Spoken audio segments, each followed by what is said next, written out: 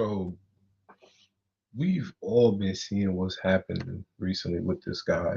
Um,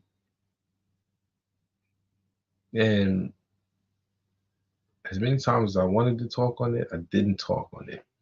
So many different reasons why I didn't, but I'm here now. I'm going to talk about this, and I'm gonna rock out and talk about this for however long I can talk about it until I feel like I'm tired of it, and then I'm out of here. I'll come back for like a part two or something like that. But listen, man. Listen. Give me 1 second, Sean.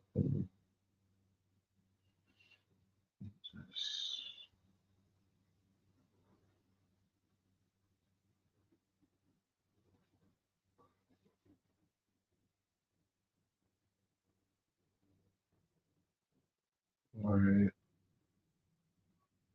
So,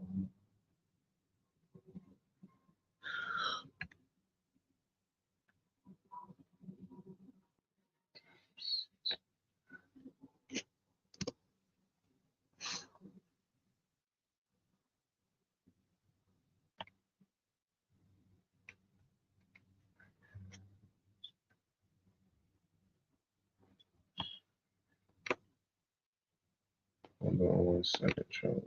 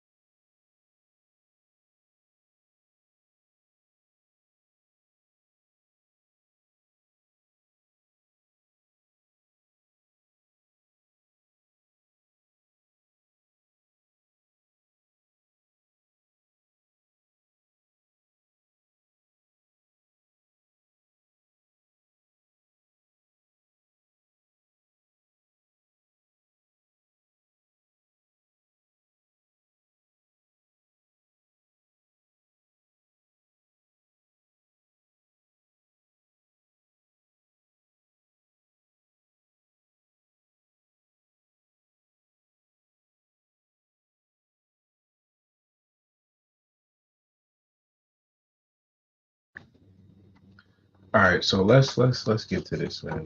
Let's do what we do. Let's get to this,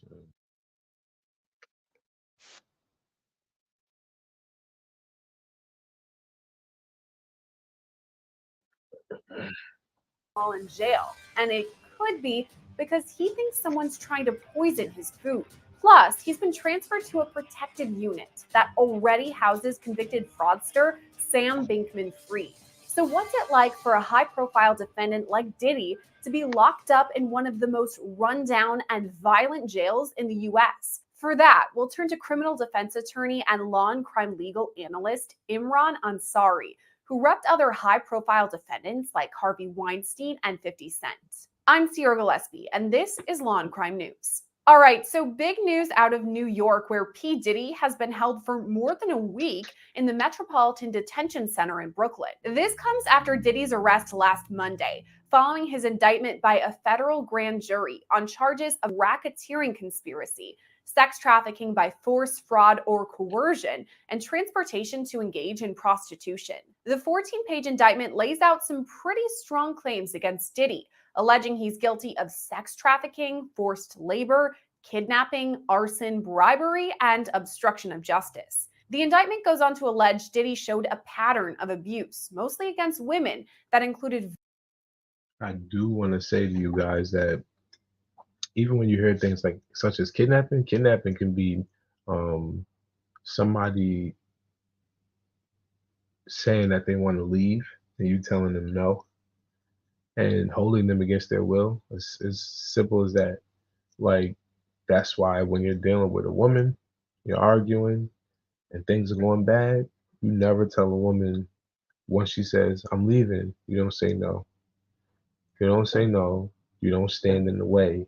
Now, that would be considered kidnapping if you did that to a woman. Now, if most women, when they don't want you to leave and they start acting erratic, they'll run in front of the door and block the door and say no. If they do that for an over extended period of time in the courts of law, will they try to give you kidnapping on that?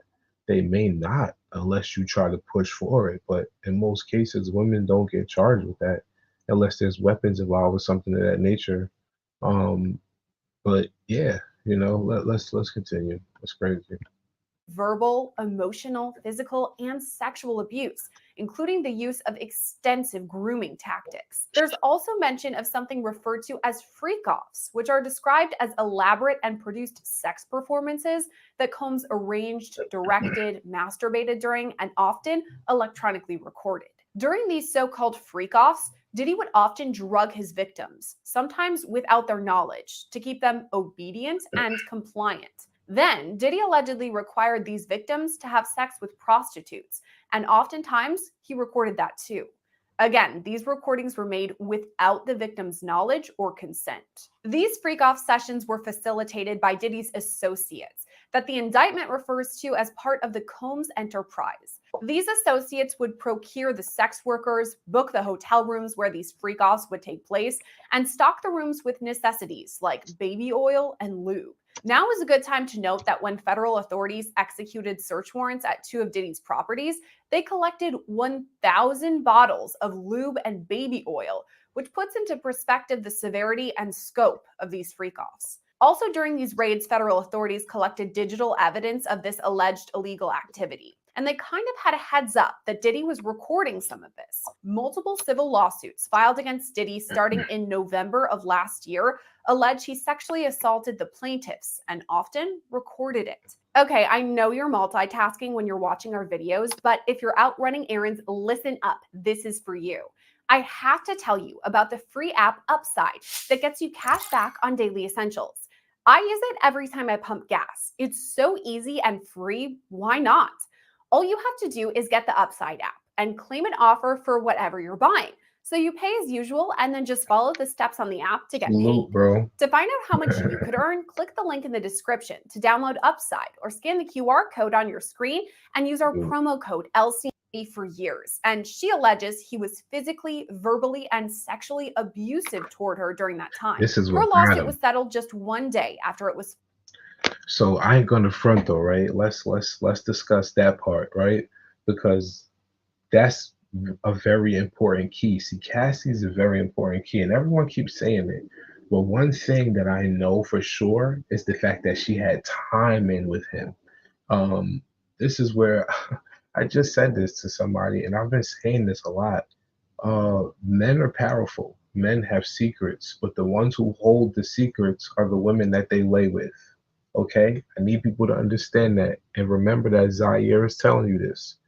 Men are powerful and men have secrets, but the women who lay with them have those secrets. Do you understand? So that makes the women just as powerful or even more powerful if those secrets happen to be things that can get them locked up for the rest of their life. So this is why we must do women better. Because I'm not saying if you out here doing dirt, treat women right, but even more so if you're doing dirt, you definitely need to treat women right because this is what happens to you. Okay? Where I think he went wrong, I'm gonna be honest with you. I'm gonna be honest with you. Before we even get deep into the news clip and everything like that, shout out to Law and Crime. I love Law and Crime. Shout out to all of them.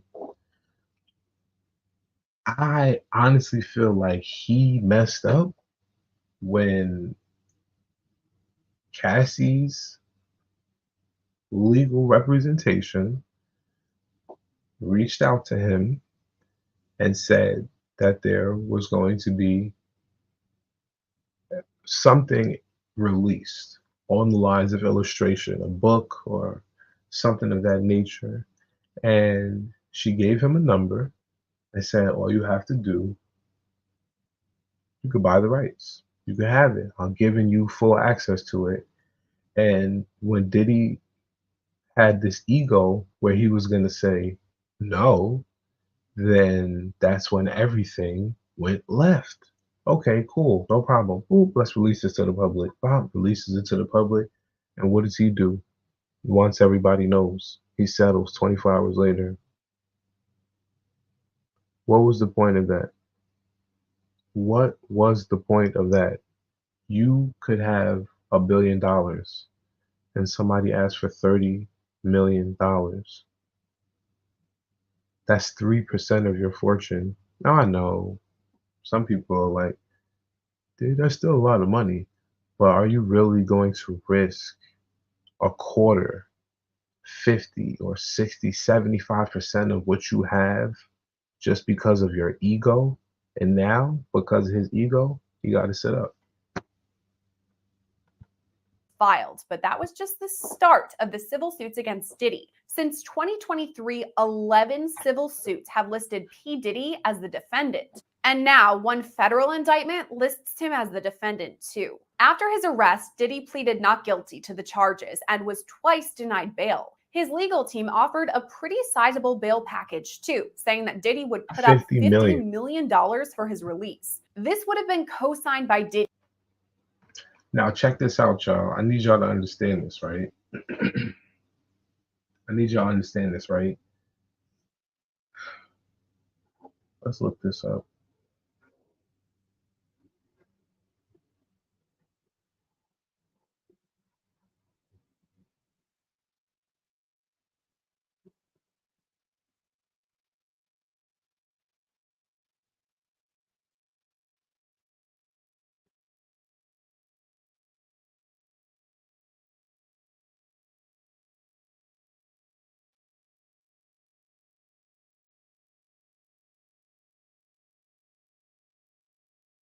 Okay, check this out, right? Some of the biggest bonds, right? $3 billion bill was set for Robert Durst, $250 million for Sam Bankman-Fried, Rajaratnam, $100 million, Urigo, $500 million, Kim Friedman, $1 billion bill, right? Bernie Madoff had a $10 million bill. Jeffrey Epstein, $100 million. So they're trying to say they don't even want the 50 million. I mean, 500 million. Oh, no, pardon me. The 50 million that he's offering because it's bigger than the 50 million. Um, if there's other individuals involved in anything that he is being accused of and they are much higher up in the ranks than he is, then that $50 million that he's offering them is worth literally pennies compared to what these guys could offer if this is a money grab. And that's why I'm saying if let's say if, because we if was a fifth, we'd all be drunk, but we're not. So let's see what's going to happen. If this is a money grab, then they would rather weed him and get everything they can get out of him so he can lure out the other people or just directly just blatantly tell on them. Because if he does that and what he says is proven, if he can beyond a doubt prove that any information that he supplies the FBI with on anyone else that's higher up in the ranks that or that's in the same bracket as him, right? For instance, let's say a Jay-Z or somebody higher like a Clive Davis, if he was to give them up and give actual proof and facts to the FBI, then he is pretty much starting a trail of the downfall of the music industry as we know it, and not the whole industry, just a big portion of it. Um, but then the portion of individuals who have been blocked out may have the opportunity to blossom. So let's see. Diddy, his sister, his mom, his 3 adult sons, and the mothers of 2 of his children. The defense also suggested that Diddy would have major restrictions on travel, a GPS monitor, and even limitations on female visitors. All this was presented last week, but U.S. District Judge Andrew L. Carter said no, arguing this bail package was insufficient to guarantee the safety of the community or to maintain the integrity of the case. So that meant Diddy was remanded to jail, specifically the Metropolitan Detention Center in Brooklyn. According to the Federal Bureau of Prisons, the jail, often referred to as just MDC, houses 1,218 inmates right now, of both genders. But according to Diddy's legal team, the jail is notoriously dangerous and run down. Diddy's attorney, Mark Agnifilo, argues there are major issues with the jail, citing violence, poor conditions, overcrowding, and staffing issues. He also cited some startling statistics. 2 inmates have been killed at MDC since this June, and at least 4 inmates have died by suicide over the past 3 years. On top of that, 6 staff members have been charged with criminal activity over the past 5 years. Diddy's team wants him transferred to a different jail in New Jersey, but Judge Carter says it's up to the Federal Bureau of Prisons to make that decision. So for now, MDC is where Diddy calls home. It's usually where defendants are housed after their arrest and as they're awaiting trial in either Manhattan or Brooklyn. But the issues at MDC are so severe that some judges even refuse to send defendants there at all. But even with its less than desirable conditions, MDC is no stranger to high-profile inmates, previously housing R. Kelly, Ghislaine Maxwell, and Sam Bankman-Fried, who's actually there right now. Bankman-Fried was convicted of fraud and money laundering last November after the collapse of his cryptocurrency exchange, FTX. And as it happens, Bankman-Fried and Diddy are being housed in the same part of MDC, a unit for inmates that requires special protection. That's people like Diddy or Bankman-Fried who are high-profile names, but it also cares for inmates who may need protection as they assist with ongoing investigations in open cases.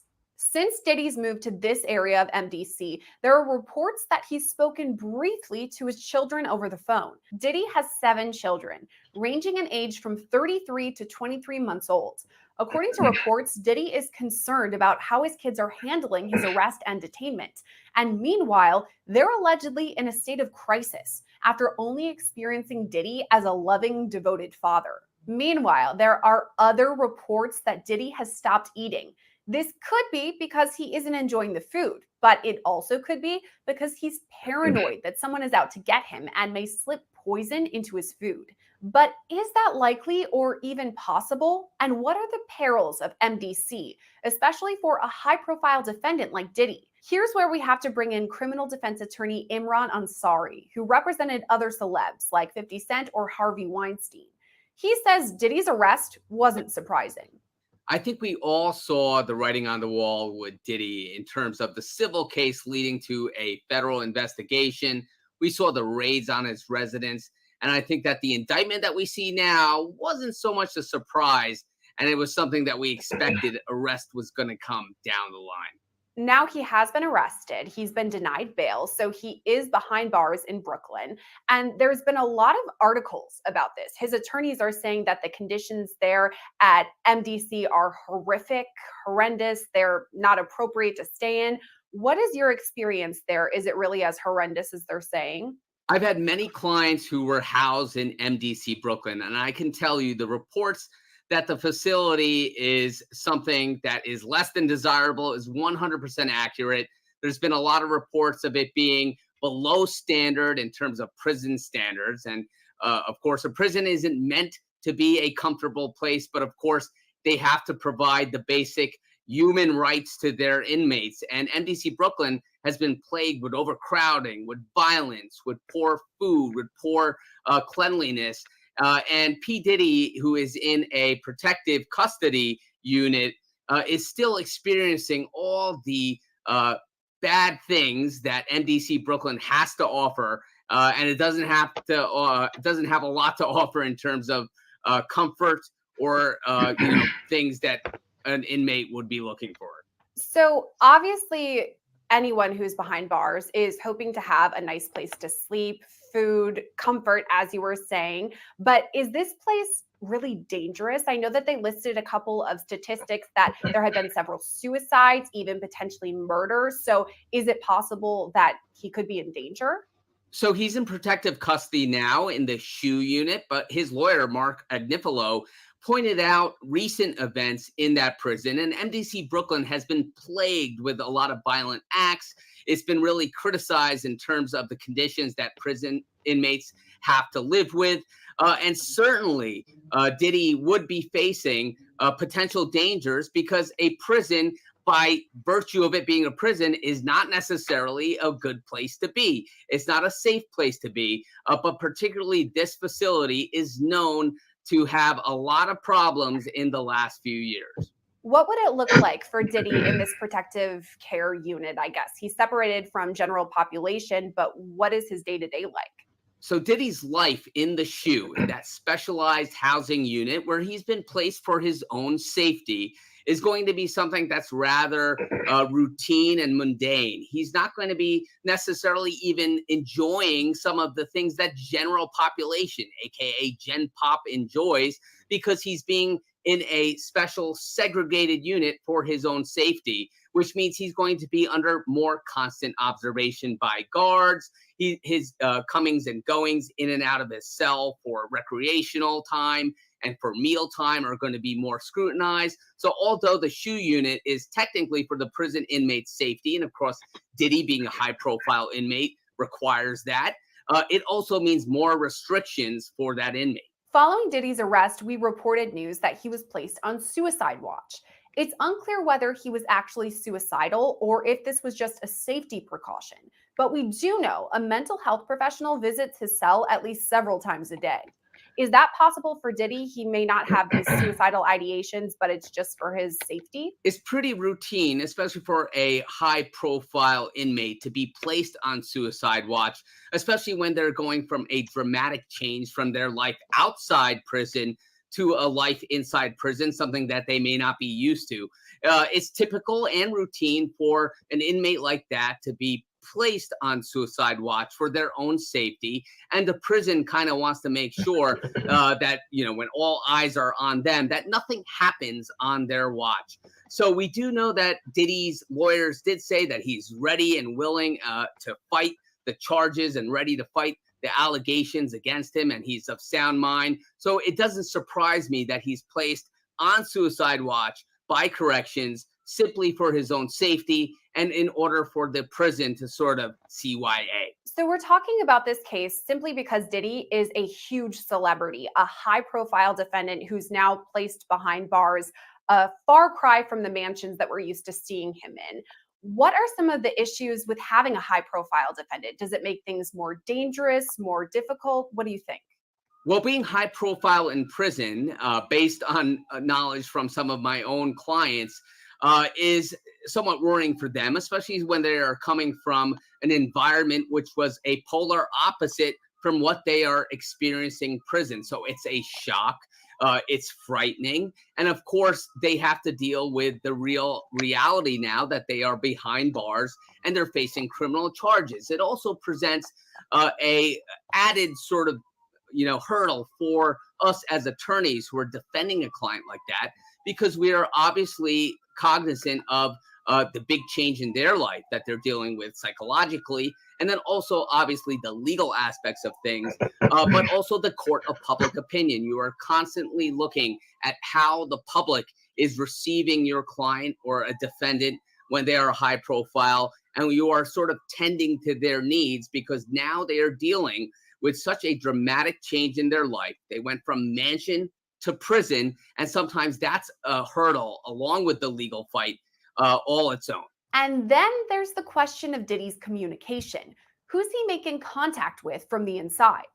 So Diddy has pleaded not guilty to these charges. So of course we're expecting him to bring a strong defense with his attorneys, his team. Obviously they're going to be preparing. But does it add a layer of challenge, the fact that Diddy is behind bars? What does it look like for attorneys hoping to meet with him? Would they have their own rooms? Would they talk over those phone things we see in movies? What would it really look like? So when you have a client who is behind bars, you are meeting with them on legal visits, and you are talking to them on a secured line, which is an attorney or legal call where it's not being recorded.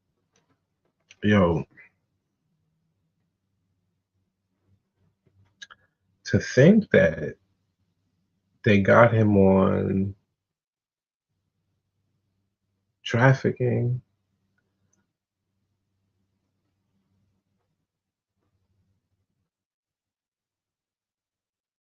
they got him on pretty much kidnapping, um, forcing a person against their will, forced labor, right? Now we hear all of these things, but then, after we see these little news clips, we're on Instagram and Facebook, and we're seeing, and even off of the news on YouTube, we're seeing, oh, Kim Porter's diary, Kim Porter's memoir. We're seeing, oh, Tupac. We're seeing, oh, Biggie. We're seeing all of these different things that are all correlating around Diddy's name, Brother Love, Puffy. It's all correlating around his name.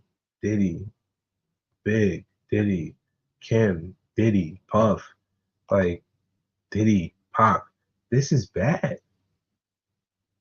This bad. Like if the indictment is only including the sex trafficking, the forced labor, um, bribery, things like that. If the indictment is only including that, imagine if what else comes out in another indictment, whether it's a new indictment or a superseding indictment, because the new indictment could supersede the previous, or it can be an upgraded indictment that'll supersede. So now, this is my thing, right?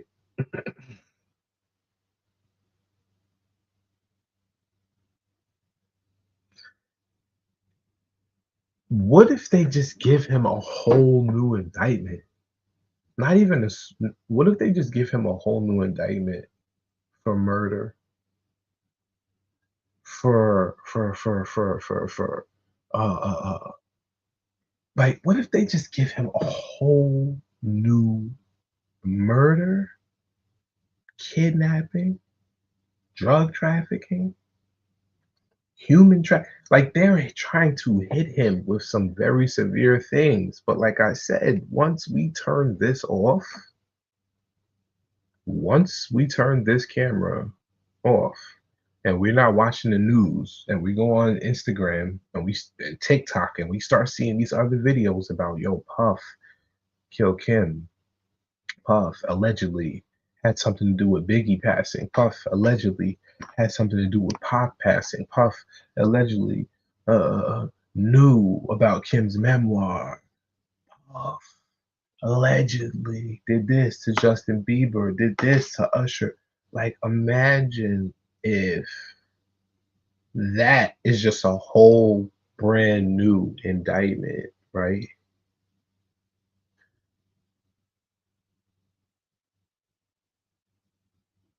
Man, because this don't got no murder. I don't see murder in this indictment. I don't see murder. I don't see nothing about death. But now there are people who are starting to try to come out and say, oh, well, he had underage this, underage that. Look at the new accusation. Look at the new accusation. Oh my goodness. Uh uh uh uh look at the new This girl was on news sad as hell. It's quiet for this nigga.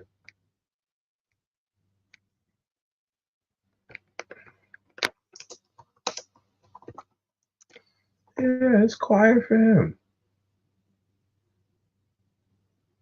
Yeah, yeah. Yeah, it's The quiet. internal pain after being sexually assaulted has been incredibly deep and Yeah, hard to put into words. it's quiet for Another Diddy. woman files suit claiming Sean Diddy Combs and one of his bodyguards raped her. I lay out the disturbing claims from Thalia Graves' lawsuit and why this bodyguard says he's going to sue Graves. Welcome to Crime Fix. I'm Anjanette Levy. Thalia Graves is the latest woman to come forward to file a civil lawsuit against Sean Diddy Combs. Graves is not only suing Combs, but she's also claiming his bodyguard in 2001, Big Joe Sherman, sexually assaulted her as well. Sherman adamantly denies that claim. And I'll tell you what he says he's going to do. He's taking some legal action here in a bit. But first, I want to set the scene for where we are right now with Sean Combs. He's in jail being held without bail on 3 federal charges: racketeering, conspiracy, sex trafficking by force, fraud, or coercion, and transportation to engage in prostitution. He's pleaded not guilty to those charges, and his attorney says Combs wants a speedy trial and that he's innocent, and he's actually telling a documentary produced by TMZ that Combs intends to testify at his trial whenever that will be held. Sean Combs' legal troubles started last November when Combs' ex, Cassie Ventura, filed an explosive civil lawsuit claiming Combs sexually assaulted and beat her for years. Combs denied the claims, but settled the case the next day. Cassie's lawsuit seemed to set the stage for other people to come forward. Remember, Sean Combs was, and may still be, one of the most powerful people in the music industry. He's been at the top of the business for decades. It would take a lot of courage to challenge him and to make these allegations. Combs denied the allegations Cassie made until he couldn't. At least the allegation Cassie made about being beaten. Last May, CNN aired a video of Combs beating Cassie in a Los Angeles hotel room in 2016. A number of women have come forward, and one man, record producer Rodney Little Rod Jones, claiming Combs sexually assaulted and drugged them. The lawsuit filed by Thalia Graves is the 11th in less than a year. It was time to file this lawsuit. Graves sat next to her attorney, Gloria Allred, and they discussed this lawsuit and the allegation that Combs and his bodyguard sexually assaulted her. The lawsuit filed by Graves alleges that Sean Diddy Combs and Joseph Big Joe Sherman violently raped her at the Bad Boy Records studio in New York in 2001. The suit says plaintiff was 25 at the time and dating one of Combs's employees, a relationship that Combs exploited to lure plaintiff into meeting him and Sherman alone. Once they successfully sequestered plaintiff, Combs and Sherman gave plaintiff a drink, likely laced with a drug that eventually caused her briefly to lose consciousness. She awoke to find herself bound and restrained. In the suit, Graves claims that Combs raped her in more ways than one, and I won't go into exactly what it says. You can probably use your imagination. It also claims that Sherman forced her to perform oral sex after slamming her onto a table and slapping her. She claims that she cried and that Yo, listen. Do you hear how crazy that sounds? Like, yo, bro, like, bro. And this is the thing, like, depending on, I don't know what year, pardon me for not paying attention to what she said about the year that it happened. But if this is true, man, like, I'm not trying to say that this young lady is lying. But if what they're saying is true about this dude, man, yo, bro, he's a savage. He's a savage. He is a savage. If what they're saying about him is true, he is a savage. And bro, they're definitely gonna get him. They're gonna get him. If what they're saying is true, he's a savage and they're gonna get him. I can damn near guarantee you they're not gonna try to let him go. They're gonna try to squeeze him and they're gonna try to make him tell them about everybody else, because there's no way that one person is running an operation like this by himself. And that's why this is gonna happen. We're gonna try to squeeze him. We'll see how it happens. That did not stop the attack. The suit says Graves never recovered from defendant's violent rape. She had suicidal thoughts and ideation and has received extensive psychological treatment because of defendant's attack. For decades, she remained silent and did not report the crime out of fear that defendants would use their power to ruin her life, as they had repeatedly explicitly threatened to do. To this day, plaintiff suffers from severe depression, anxiety, and panic attacks and still lives in fear of defendants. It continues. Any progress plaintiff has made in healing from the attack over the years was dramatically reversed on or around November 27th, 2023, when she learned for the first time that Combs and Sherman had video recorded the horrific rape 22 years before and had shown the video to multiple men, seeking to publicly degrade and humiliate both plaintiff and her boyfriend. I want to tell you about a great free app. It's called Upside, and it will give you cash back on food and gas. This is not a confusing rewards program. Upside transfers money right into your bank account. Download Upside and claim an offer for whatever you're buying and pay with a debit or credit card. Showed her being beaten by Combs. Is it possible that the tape came from her somehow? That's me thinking out loud, of course, really. This is speculation, but the timing is interesting because that would be right after the time period where Cassie settled her suit with Sean Combs. Here's Graves' attorney, Gloria Allred, talking about that video. The complaint alleges that it was taken without her knowledge and consent, that she wouldn't have consented, that it was then published and viewed by others. Wow. You know how embarrassing that is? Be out there. Do you know how embarrassing it is to have to get up there and to have to basically tell the world, like, yo, I've been violated by this person. Now, granted, like I said, I'm going to respect this woman at all costs. I'm not going to sit here and say that she's paid. I'm not going to say that she's a liar or anything like that. I'm not going to say that because we don't know what happened. We don't know. But I do know that 9 times out of 10, if this is true, and now that this woman feels safe, because we have to remember, all of y'all out there who are watching this, remember Jaguar Wright. Jaguar Wright, the backup singer for Jay-Z. Yes, the one who claims that Jay-Z is also a savage. She's been telling us for a while that a lot of these victims, a lot of these women, also and a lot of men who have been victimized by Mr. Combs do not want to come out and didn't want to come out for fear of the things that he could do if it got in the wrong hands and it didn't help them. But now that he's in a situation that he's in and he's incarcerated, now people feel safe now because he's in there. So if anybody tries to do something to them on the outside and they get caught, especially when you have cops watching, when the feds get their hands on it, they put agents on the street to watch, whether they sitting inside of a cafe, whether they sitting across the street in the car for 20 something hours, 3 days, 4 or 5 days, the feds will camp out and wait because that's what they do. They've been bred to do that. The feds will camp out and wait and watch and let somebody come to the feds, come forward and say, I was a victim of Mr. Sean Combs during this whole thing, and one of them get tampered with. I guarantee you it's quiet. The hole gets deeper for Mr. Combs. I can guarantee you. None of these witnesses will be tampered with. We'll see what happens. We're going to see. I guarantee you we're going to see. There. Now, Gloria Allred says she has not seen this tape for herself. She wouldn't comment on whether or not she or Thalia Graves have talked to the feds. But back to the lawsuit. Graves claims that Sean Combs exploited her relationship with her boyfriend and his employment at Bad Boy Records to get her a loan. According to the suit, plaintiff received a call from Combs concerning her boyfriend's employment at Bad Boy. He told her he wanted to meet with her in person to discuss her boyfriend's supposed performance issues.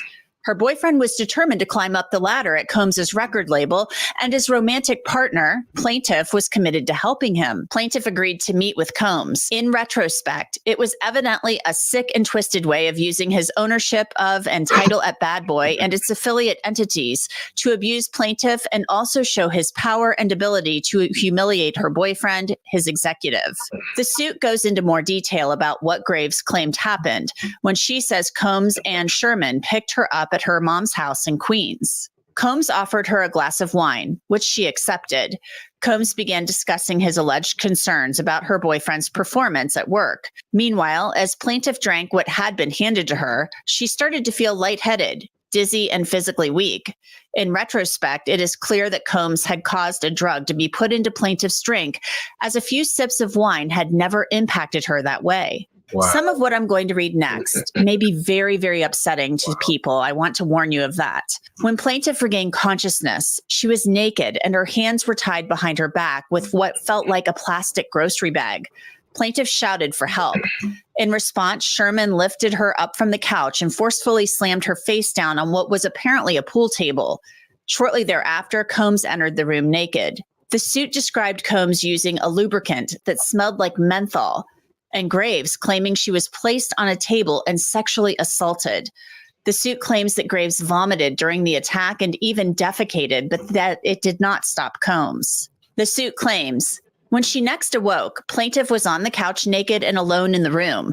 Plaintiff was in severe pain and distress. Her dress was thrown over her, her purse was on the couch next to her, and her bra was on the floor nearby. She did not see her underpants. The suit describes Graves being in pain and having bruising on her wrists. The driver drove her to the hospital and tried to convince her to report the rape and get a rape kit, but she was unable to leave the car, shaking and crying hysterically, and terrified of what Combs would do to her and her family if she reported him. Thalia Graves spoke about how she claims this assault has impacted her, breaking down as she described the trauma. It goes beyond just physical harm caused by and during the assault.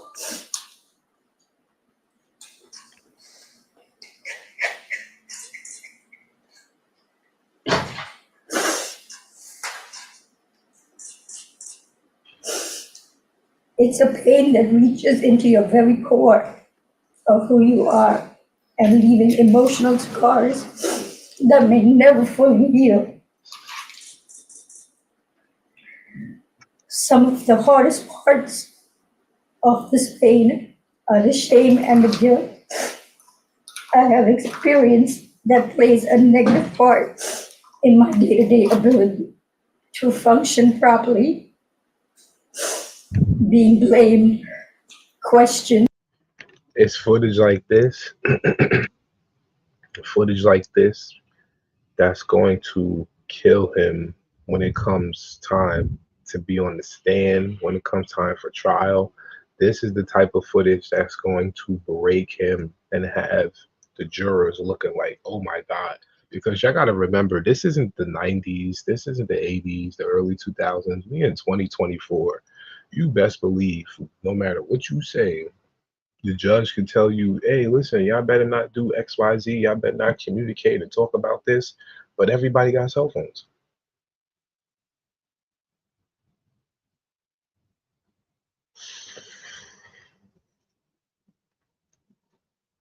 Everybody got cell phones. How you gonna tell people, don't take this into consideration, don't do that, don't talk about this, when all they gotta do is just go back to their hotel room and look on the cell phone? They look right on the cell phone. Everything is right there. Google, Wikipedia, they can look it all up. You understand? They're gonna use this information, and this is gonna be very detrimental for him. Very. And threatened has often made me feel worthless, isolated, and sometimes responsible for what happened to me. My family issues made the pain even worse. I was already going through a divorce at the time of the assault and did not get the support that I needed. I was also faced with disbelief and judgment. This has put a strain on my selection of men and relationships. But many relationships became aggressive and abusive, which has made me feel even more alone in my struggles. Graves also described the physical and emotional effects of the assault. It has been hard for me to trust others, to form healthy relationships, or even feel safe in my own skin. Flashbacks, nightmares, and intrusive thoughts make me feel like it's a constant struggle.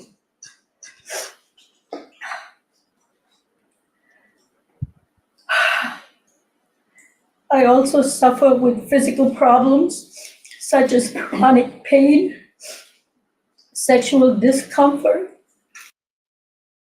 Yo, real quick, you guys, let's look at this. Let's look at this real quick, you guys. I want to I want to show you guys this real quick. And sometimes it doesn't come out into the forefront the way this one has come out. Welcome to Ms. Mojo, and today we're rewinding several interviews after Hot 97 his Monday. I know I pissed a lot of people off, including you. Mm-hmm. But this is a full circle moment, everybody. Yes. Get into adult conversation. Yeah. Full circle. Yeah. While Diddy presents himself as someone who's matured into a role model, several moments are now traced with irony. Williams inquires about Diddy's lifestyle and the people he surrounds. Now, remember, y'all. Remember, Wendy Williams. I read Wendy Williams' book. I'll tell you when I read Wendy Williams' book the summer of 2009. So this is 15 years ago. I read Wendy Williams' book. And when I read Wendy Williams' book, I also, in conjunction, I just so happened to be reading Corinne Steffens' book. And both of those women, as dramatic as they can be, as much as a drama queen as you can label either one of them, they both mentioned Diddy in similar situations. Corinne Steffens mentioned Diddy. She said she went to a club with Exhibit. Her and Exhibit are there. Her and Exhibit are cool. They're in the club. They're chilling. And then they just start noticing a lot of men dancing. They look and they see Diddy sandwiched in between two guys dancing. So then that's when they realize, oh wow, we've been invited to a gay party, like a gay club, like a all guys club. So Corinne Steffens then goes over to Diddy. Diddy's dancing, like he doesn't even stop dancing. Like he's perfectly fine with what's going on, him dancing with two other guys. And I remember reading in Wendy Williams' book about how she spoke about the gay man in hip hop and how dangerous that is for hip hop as a whole when you're trying to elevate. And I see exactly what she's talking about. I see what she's talking about. But yeah, I mean, you guys want to pull up, hit the chat, make sure you guys hit the Cash App. I'm going to put the invites up here for you guys. I'm gonna put this here and then I'll pin it. You guys pull up. Anybody want to pull up on video? Pull up. Let's chop it up. Like I said, man, the Cash App is there. Hit the Cash App. Let's chop it up, man. I'm back with it. Surrounds himself with, asking if they, quote, violate him. She meant financially, but her phrasing proved prognostic. You threw a house party and I got the footage. Okay. Look at this. Now, who has this many people at their house? Puff and or Sean, Diddy, Doody, what do I call you? Diddy later discusses setting a positive example for African-American males and his charter school, Capital Prep. Diddy's partnership with the school unsurprisingly ended in November 2023. A sexual assault accusation surfaced. Our children are expected not just to learn to read, write, and compute, but to use that which they've learned to improve their community. Defending Justin Bieber, Access Hollywood. The allegations against Diddy have made people reassess his relationships with several young proteges, including Justin Bieber. Diddy's 48 hours with Bieber in particular isn't as cool as it seemed in 2009. Where we hanging out and what we doing, we can't really disclose but it's definitely a 15-year-old's dream. Although Diddy is in trouble with the law now, the positions were reversed in 2014 when Bieber got arrested for a DUI. Diddy defended Bieber in an Access Hollywood interview. He acknowledged that the pop star had made mistakes, but Diddy vowed to help him stay, quote, on the right track. I don't think that he should be judged like he's not a human being or he's not a teenager that has to hit some stumbling blocks. You know what I'm saying? It's just not fair to make him a perfect human being. Fast forward almost a decade, Bieber's arrest feels innocent compared to Combs's. Bieber wasn't as quick to rush to Diddy's defense. A source claims that Bieber doesn't want to focus on Diddy's scandal, instead dedicating his time to being, quote, a great dad and husband. Does he want to have, any affiliation with any of this? No. But I think that even for him, where he is in his life right now, I think it is a smart thing for him to just not even get involved in anything. Keep J-Lo's name out your mouth. Jimmy Kimmel Live.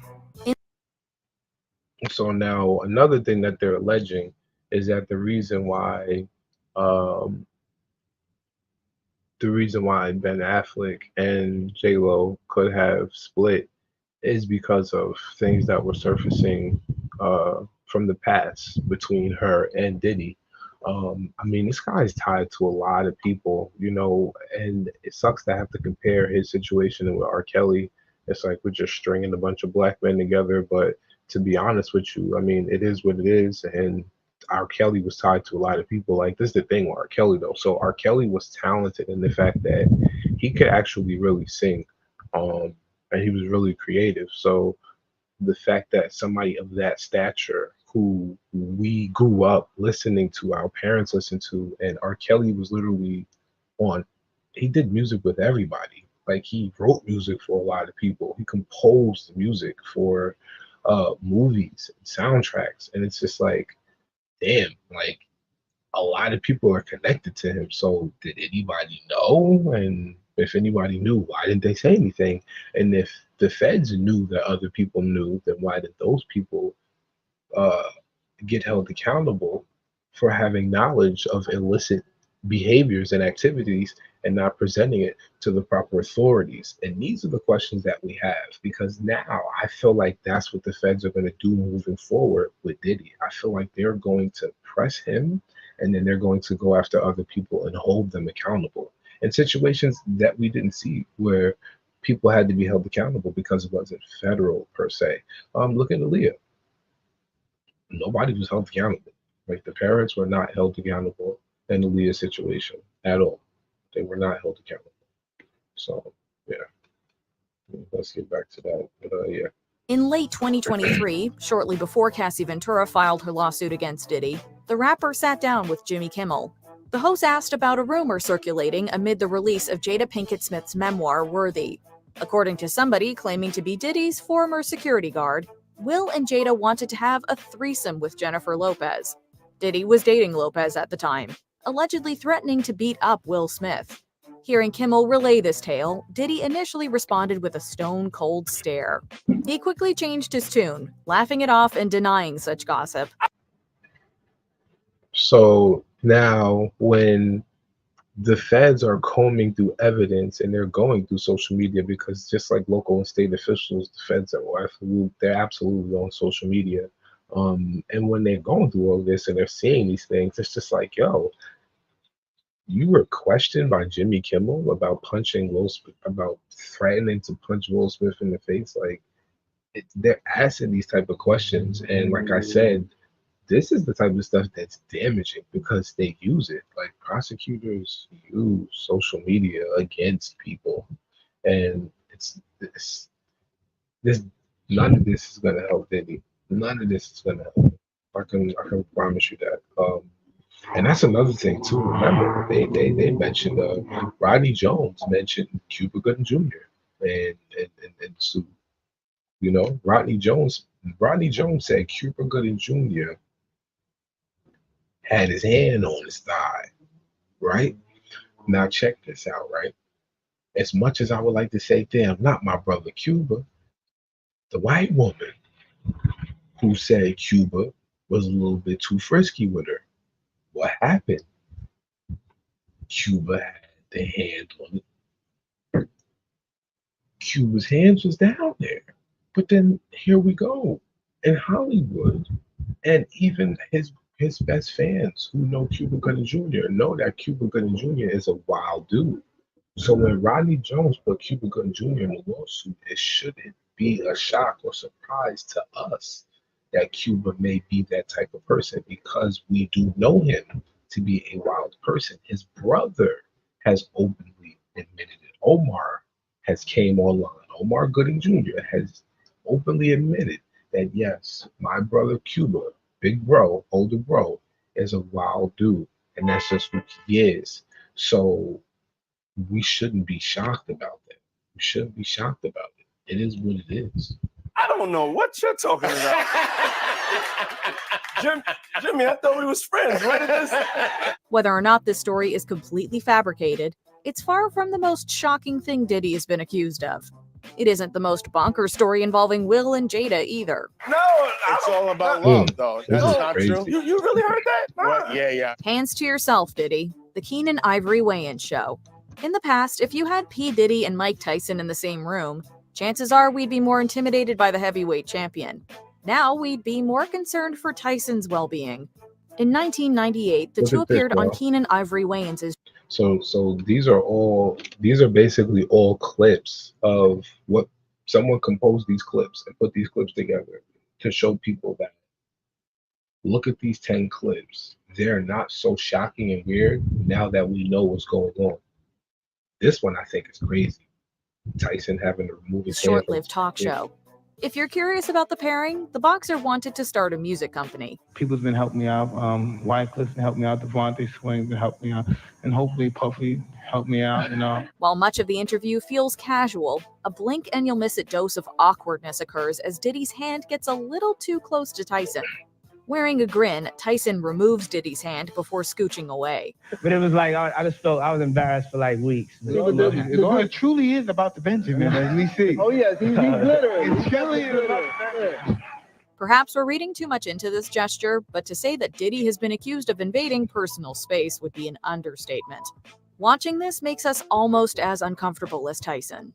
But what we doing, man? Let's talk about this guy. Yeah, let's talk about Puff. 73 Questions with Sean Diddy Combs. Vogue. Vogue's 73 Question series allows viewers to connect with celebrities on a more personal level. Admittedly, a lot of these interviews are presented through a rose-tinted lens.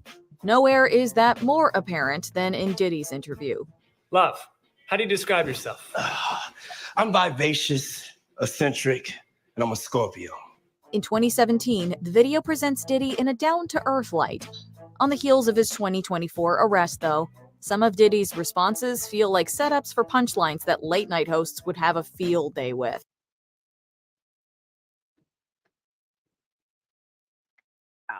Obviously, it's going to be up to Diddy himself whether he will testify. But hearing from his attorney, it sounds like Diddy wants to testify, not just if the crazy, they're saying that he wants to take the stand. If he wants to take the stand, yo, imagine what his team, the defense, will go and speak to the prosecutor about as far as offers and plea bargains to get him out or to bargain him all the way down to the point where it's just basically going to be like, damn, they might as well just let him go, because he knows a lot.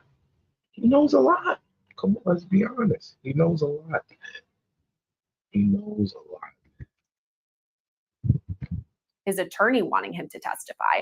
So if and when that does happen, we obviously have a long time ahead before the actual trial. Do you think that they would start preparations to kind of train him on what to say or the narrative they're going to use? On the one hand, it is helpful if they clearly have a client that wants to testify and they know this so far in advance, they can shape their entire defense around the context of him testifying and kind of build that narrative that they want to tell the jurors and know what he's going to be testifying to and include that, let's say, in their defense, their opening.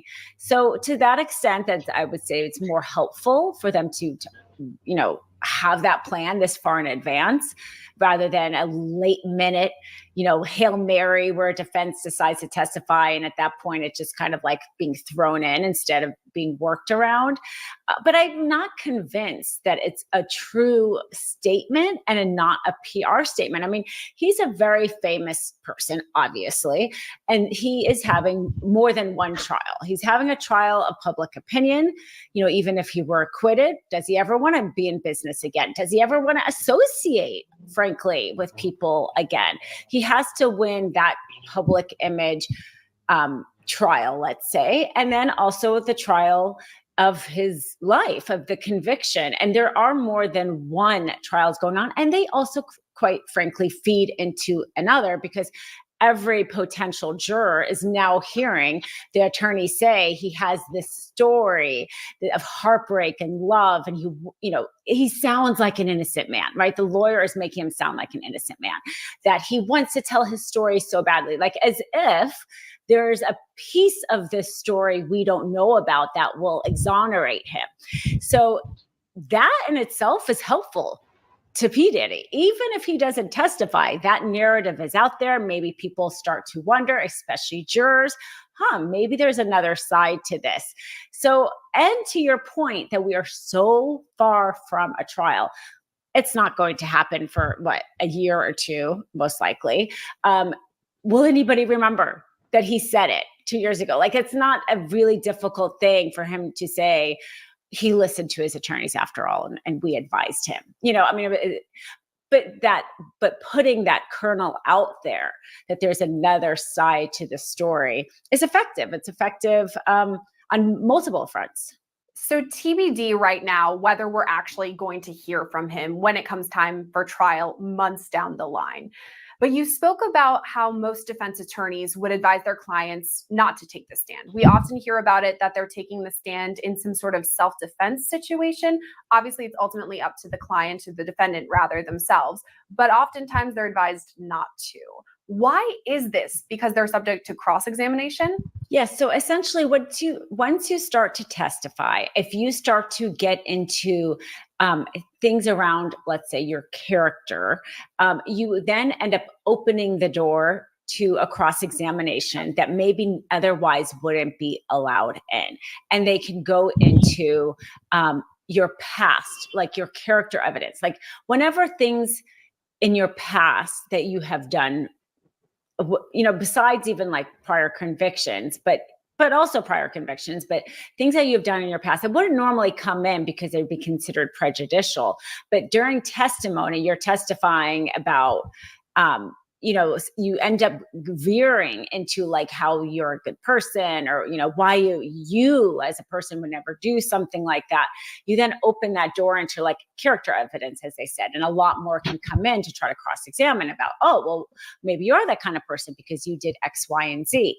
So it's, tricky in that way to have, first of all, like your testimony be so limited to not have that happen. Also, if you testify and then you're found convicted, you are seen as having perjured yourself, and your sentence can be more. That might not be as big of an issue here because a sentence would be, I think, life anyway by the time there's so many charges against him with high sentences, but that's also a consideration. Your sentence would be increased. And also at the end of the day, like your likability becomes maybe too important. Let's say a defendant who actually is innocent, but he comes across like a jerk, like that jury will maybe convict the person more likely because they didn't like him or they just didn't believe him. It becomes a little bit too much about, what the jury thinks about that defendant rather than did the prosecutor prove the case. Even though it should always be about did the prosecutor prove the case. But hey, if you have the defendant on the stand and you say, I didn't do this, does the jury essentially believe you or not? That ends up being kind of what the jury, if they believe you, great. And if they don't, you're going to get convicted, maybe even if the rest of the evidence wasn't that strong against you. It remains to be seen for now whether Diddy will actually take the stand, which we're all waiting and watching for that. And another thing is, we sitting here waiting and watching. We could be waiting and watching for a year. We could be waiting for another year, another 2 years. We might not see him get on the stand until 2025, the end of 2025 at that, 2026. Be another year or 2 years before. You gotta think, like, how long has the Young Thug thing been going on? Young Thug got locked up during the pandemic. So you figure, let me see, we in 2024 right now. So 2021, let's say, what year Thug get locked up? Let me see. What year Thug get locked up? News. 2022. So Thug gets locked up 2022. We in 2024. His trial started this year. His trial started this year. He got locked up in 2022. His trial started this year. So you tell me, and it's crazy too, because his trial started May 9th of 2022. Young Thug trial started. Young Thug got arrested May 9th, 2022. His trial started somewhere January, February of this year. This is a long trial. This trial is insane. Like, just think about it. How long this trial been going on? Think about how many times they done put Woody on the stand, took him off the stand, put him back on the stand. Like, think how crazy this trial is. Think about how many judges went through this trial.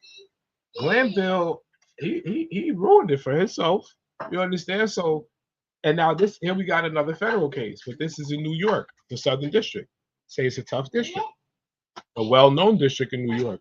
So now you trying to tell me this man takes the stand?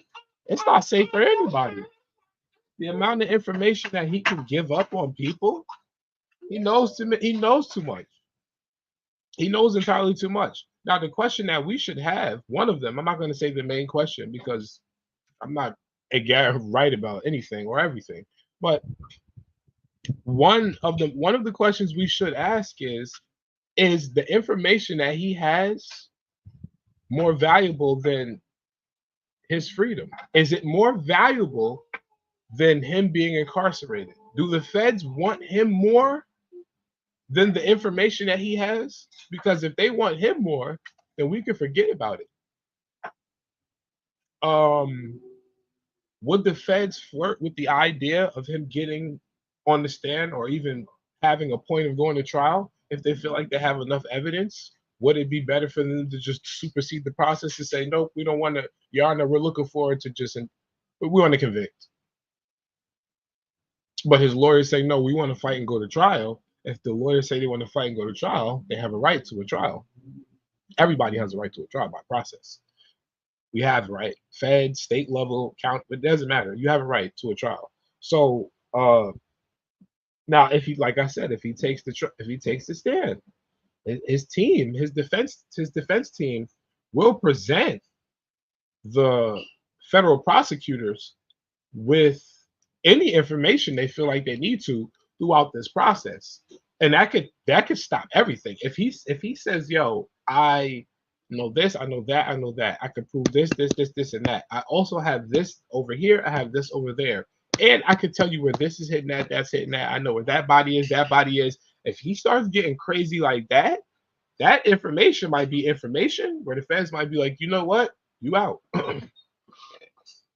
Now, for the first time in history, we might see a black man on the street who doesn't care about getting plastic surgery. Because let's keep it a buck.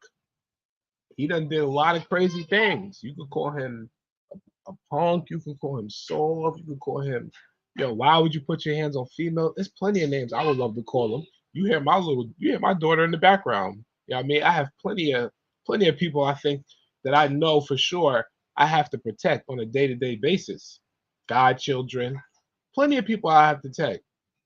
Beautiful wife, my mother. I got plenty of people to protect. So now I could call him all these names, but as a man, I know from how he is in the street, he's no slouch. We know that he's not no slouch. So him telling everything that he tells, if he's given the opportunity to give people up and actually exchange a whole leak full of information to get out, he's not gonna get plastic surgery. Who are you afraid of? Let's be honest. Accept the feds and not being free. A brother with all of that money who's not afraid of anybody, he not getting plastic surgery. He ain't gotta run nowhere. Ain't no witness protection. Did Alpo get plastic surgery? No, he did not. Alpo was running down on people. Yo, what's up? I heard you said such and such about me. Come on, man. Let's be serious. He could give it, and that's one of the main questions that I said. Is the information he has more valuable than the feds wanting him locked up? Because if the information is more valuable, then they're gonna let him go. Because we know, listen, I'm a hip hop kid. I love this. I love hip hop. Take all the darkness and everything away, the music, the tones, the bass, the instruments. I love that. The lyricism, the thought process, the wittiness, the quick wit. I love all of that. Take the darkness out of it. But if we're all being real about this and being hip hop kids and mixing in what we know from the streets, if he decides to give up information and it's more valuable to the feds than them keeping him incarcerated, they're going to let him go and he's going to be free. Now, his image might be ruined, but he's still going to have money. He's going to get right back up on his feet. And by taking him a few years to get a few more hundreds of millions, but he will do it. I can guarantee you that. I can promise you. One thing about J. Edgar Hoover, the reason why J. Edgar Hoover was so powerful is because he had information on everybody. And that's what brings power. This is why I will label Mr. Combs the J. Edgar Hoover of hip hop. They labeled R. Kelly was the savage. You know what I mean? He did the thing with the girls and this, and that. No, they give labels to everybody. Puffy, if Mr. Combs, Mr. Gomez, Mr. Diddy Gomez, Mr. Puffy Gomez, if Mr. Gomez, if Puffy had the tapes, if he had them tapes, if Puffy got all of them tapes, I can promise you, whatever they thought they found, there's way more stuff and there's information up here of physical evidence of whatever, bodies of whatever, that if he has that, they want that. And that's when he has his attorneys start offering information, and he can, and I can almost guarantee with the money that he had and the position that he was in, he has so much information he can buy his freedom. I promise you. The money, that's why they don't want 50 million. We don't want the 50. We don't want the 50. The feds, you listen, they shake when they come, they come. If you could have just a pinch of dirt on you, they're gonna wrap you up. True story, right? I'm gonna tell you a story, right? Shout out to the bro Smiley. Smiley's pinned up right now, right? Shout out to the bro Smiley, right? Smiley, cool dude, always laughing, joking, ha ha. I'm talking about he's a cool dude, bro. I'm talking about cool. One day I'm talking to somebody. I say, hey, how's Smiley doing?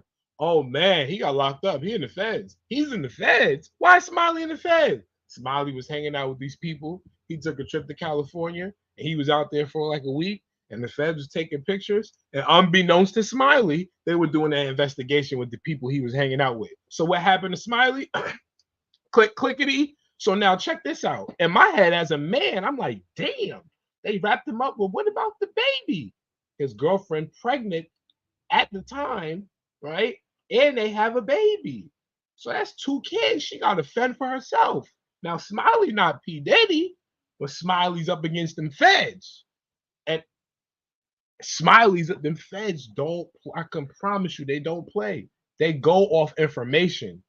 They go off information. If they got information and they can rap you, they're gonna rap you. They're gonna rap you. And he had hundreds of millions of dollars. He was a billionaire, hundreds of millions of dollars, lots of power, lots of connections, and he threw expensive, exclusive parties, whatever you want to call them that. But he had several locations on these grounds. So he had one section of the house, he had another section over here, section over there. He has it's an estate. You have a large piece of property. It's not just a house. It's a large land plot. So imagine all the cameras, imagine the surveillance, imagine the stuff that he didn't get on camera, imagine the conversations he didn't get recorded, imagine the stuff that he knows, information that he has down in his brain. J. Edgar Hoover was a genius at what he did because he was able to get information on people, and that's why he was able to get power. He was able to build his power because he had information on people. No matter what he did, he had information on people, and information is power. No, they got all of that money. How did they get the money? Because they have information to get the money. It may be a secret to us, but it's not a secret to them. And honestly, it's not a secret. You just have to go look for it and find it. It's out there. A treasure is not a secret. It's just unfound. You understand? And that could be you finding out how to elevate and get to the next level. You finding out how to get $250,000 from the bank. It's not a secret. It's just unfound. You just didn't find your treasure. That's it. Don't look at it as a secret. Just look at it as you didn't find that treasure. That's all that is, man. And a lot of these rich folks have unlocked certain treasures that we haven't unlocked. It's out there for all of us. It's out there for all of us, man. But I'm letting y'all know that right now. Remember I said it. Remember what I said. If they give him the opportunity to trade up his freedom for a heap of information, I promise you he knows more than a little. He knows more than a little. We talking about that memoir, Kim Porter. Now the kids done came out and said, "Oh no, that's not true. That memoir is not it. That's not true." The kids came out, they said, "No, stop listening to that. That's fake." That's what the kids said.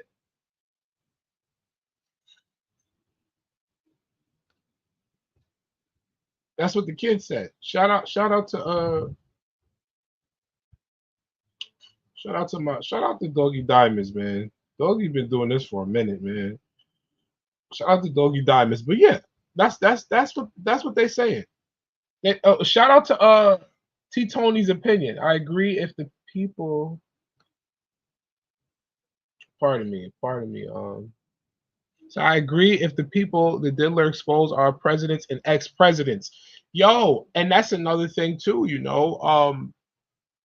it wasn't no slouches in his parties. It wasn't like these were pansies and poor bums, people from the hood and your local neighborhood. These is people with money and wealth. We're talking TD Jakes, the church. You know how long people have been trying to expose the church for what really goes on? And the fact that this could possibly be one of his moments. Mr. Combs, you could uncover a lot, because you got to think, if TD Jakes is at his party and indulging in certain things, imagine what TD Jakes indulges in outside of Sean Combs. That has to, you understand what I'm saying? I'm not like Mr. Combs is just one aspect of a large ring of individuals that are doing crazy stuff. He's just one tiny person. And it's crazy to say tiny because it's like, damn, he's a billionaire. How dare you call him tiny? But you got to remember, billion versus multi-billion, 150, 200 billion. We're not talking about Mark Zuckerberg, Bill Gates, billionaire. He's not that. Let's be real. So if he's at this level doing this, imagine what the people that's up there is doing. Let's keep it funky. You understand? So you gotta think on a higher plane, think on a higher spectrum. You know what I mean? Because if it is, therefore so it's possible. If the thought is there, it is possible. Remember that. Yeah, I mean, your perspective makes sense. Yeah, shout out to you, T Tony's opinion. Shout out to you. So yeah, let's check this out. Let me check this out. What they saying? They saying that this stuff is fake. But yeah, let's just check the Diddy dudes out. Period. Like I said, I'm gonna rock out with y'all. Rock out with y'all. See what this is, because this is crazy. The details. Here go the details. When Combs didn't get his way, he was violent, and he subjected victims to physical, emotional, and verbal abuse so that they would participate in the freak-offs. The freak-off, a term that has now not only become synonymous with Sean Diddy Combs, but it is at the center of his federal sex crimes case. We're going to explain some of the major accusations and details surrounding the freak-offs and what this could mean for the indicted rapper. Welcome to Sidebar, presented by Law and Crime. I'm Jesse Weber. There is one term that has gone viral since the indictment of Sean Diddy Combs, more than anything else. You've heard it here on Sidebar. You've heard it amplified in the media. It is called a freak-off. This alleged sexual performance that is at the center of this criminal case facing the rapper and producer Sean Diddy Combs. And I'm going to go over some of the details of these freak-off sessions as laid out in the government's indictment and in their subsequent letters that they filed with the court when they argued against Combs' bail, which, by the way, was denied twice. Now, he's currently locked up in the Brooklyn Detention Center. Combs is facing charges of racketeering conspiracy, sex trafficking by force, fraud, or coercion, transportation to engage in prostitution. We've mentioned it before, but he could be looking at 15 years to life in prison. That's how serious these charges are. But the main theme here, the main allegation, is that Combs led a criminal enterprise. And the goal of this criminal enterprise, other than to operate a global media and entertainment business, was to engage in the abuse of women, sex trafficking, forced labor, prostitution, the distribution of drugs, to use violence and threats, to commit crimes like kidnapping, arson, bribery, obstruction of justice, to carry out their goals, their missions, all the while making sure to satisfy the sexual desires of Sean Combs. And one of those desires, as alleged by the government, by prosecutors, and also alleged by several Combs accusers in separate civil lawsuits that they filed against him, were the commission of freak-offs. So with that in mind, now we're going to get into these shocking details surrounding these freak-offs. And I guess we should start with saying, what are freak-offs, right? Well, let's go to the indictment. It says, quote, Combs and other members and associates of the Combs enterprise wielded the power and prestige of Combs' role at the Combs business to intimidate, threaten, and lure female victims into Combs' orbit, often under the pretense of a romantic relationship. Combs then used force, threats of force, and coercion to cause victims to engage in extended sex acts with male commercial sex workers that Combs referred to as, among other things, freak-offs.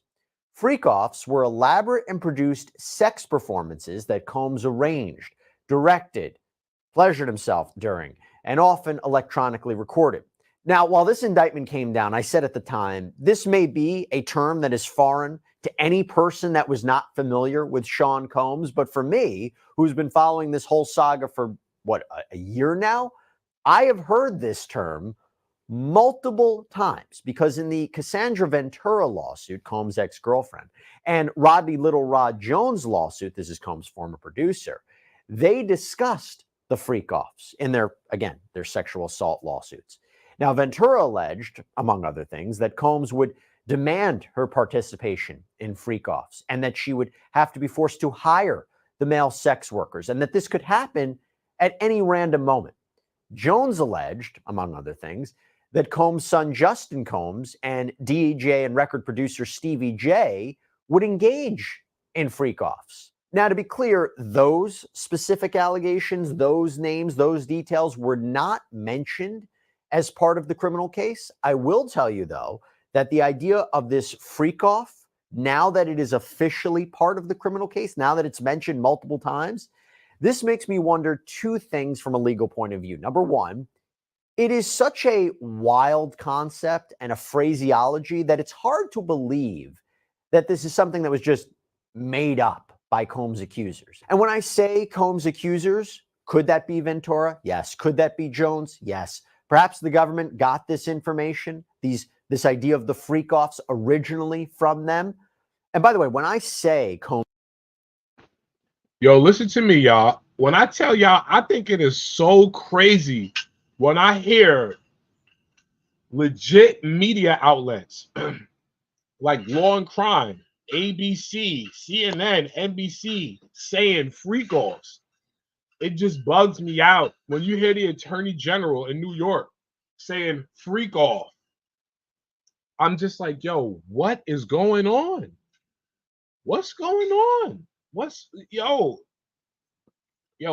is a movie, man. This is literally a movie. This is a movie, man. Tap in, man. I put the joint on there. Let me pin this up there. If y'all want to tap in, y'all want to jump on the stream. Y'all got any questions? I put it up there. Let me pin it for y'all. And hit the Cash App. Hit the Cash App. It don't matter. I'm not the one that's gonna be like, yo, send me $10, send me $20. Send whatever you want. I don't care. Send whatever you want. It could be $1. Send whatever you want. Support is support. Where's this at? Where is the video at? Here we go. Here we go. All right, here we go. Let me pin this. Let me pin this. Pin message. There we go. There we go. All right, y'all. Bet. Let me get back to this for y'all. They breaking it. They breaking this dude down every day. Law and Crime got something on Combs' accusers. Could be Ventura. Could be Jones. Perhaps the government got this idea of the freak-offs from them originally, but we don't know. To be clear, we do not know for sure. We do not know who the accusers are, the victims are in this criminal case, who the government's witnesses are, whoever those people may be, because we don't know for sure who is cooperating with the government right now. But the bottom line is the idea of the freak-off, there's enough there to substantiate it that the government is moving forward with this. And again, it is so wild. It's such a wild concept to come up with that I wonder if an argument will be made that, look, jury, this has to be true. No one can honestly make something like this up. And as you'll see, it doesn't appear it was just witness testimony that corroborates the idea of the freak-offs happening, the existence of these freak-offs, but there's more, and I'll get to that. But this also leads me to a secondary point, that based upon what we are already seeing from Combs' defense counsel during bail arguments, they may not deny that these freak-offs happened, or even that Combs called them freak-offs. They may say, yeah, you know what? He engaged in freak-offs. That's what he called them. But they were consensual. That's the idea. They were consensual. This is not a crime. Talking about Sean Combs. That is a very, very big part, right? It's a very big part. When they say, yeah, when they admit and don't try to deny the situation that occurs, right? Because let's be real, right? A lot of politicians love to do these type of things. A lot of doctors, a lot of lawyers, a lot of judges, California, Miami, Long Island, New York. Yes, it happens, right? They love experiencing these things. Even Texas, the big swing state. They're swingers. Texas is swinger nation. So these people love this lifestyle. It's just that once it gets exposed, people try to run and hide. So if he gets on the stand and his defense says, yeah, if they say, yeah, so what? He was a part of this. It was consensual. Nobody said no. That's one thing. If they can prove that he drugged them, that's a whole nother thing. If he agrees to it, but then they say, okay, well, were you handing out this amount of drugs at this event? Imagine them breaking it down to the point of saying, yo, you invited 400 people to this event. And we interviewed all 400 people, and all 400 people said that they had this in their system at the time. And if all four of them just had 1 gram of this in their system, and that's 400 grams, that equals up to such and such amount of pounds, and that means that, or such and such amount of ounces, and that means that you had over the legal limit. Yo, there's so many ways that the feds could attack this. There's so many ways. We could go through all of them because you're going to see people eat off of this. There's a lot of people who are online who are naturally talking about anything else. They talking about sports. They talking about money, finance. They talk about everything else. But the minute that this man gets arrested, let me tell you, the news is talking more about Diddy than they talk about Kamala. They talking more about Diddy than they talk about Trump. They talking about more about Diddy than they talk about Israel and Hezbollah. I can guarantee you that. This is bigger than the presidential nomination and the race for the office. That's how much media outlets is covering this. Sidebar and law and crime is for all court cases, just criminal cases. They covering this more than they covering everything else. So once again, as much as we could think about the ifs, if was a fifth, we all be drunk, but we not. So let's not talk about the if, and let's talk about the what. The what is the evidence and how much of it he has of everything that was going on with everybody else. That's the what. Find out what the state has, what the feds have. Find out what they got. Pardon me, feds. I said the state. Find out what the feds got. Right. That's what his defense needs to do. Right. I'm gonna give it to y'all from both points. Right. As his defense, find out what the state got in that disclosure form.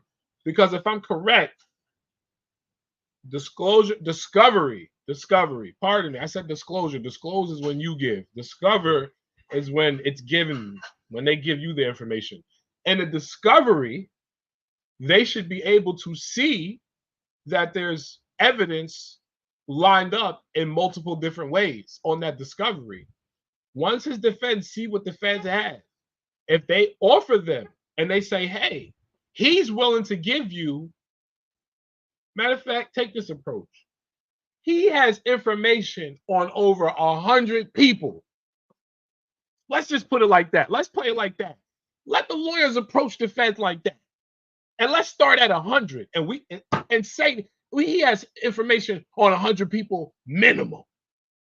Don't even say minimum. Put minimum on the end. That'll make the feds almost turn into rats right in front of you. Because when the man with that much money and power starts saying things like that, now these agents is thinking about promotions. They thinking about the money they can squeeze out of them. Because let's be honest, if you have a little bit of dirt on you, they'll shake you down. Don't think the feds won't. How many times somebody got a notice in the mail saying they owe money to the federal government? And you looking like, damn, why I owe you money?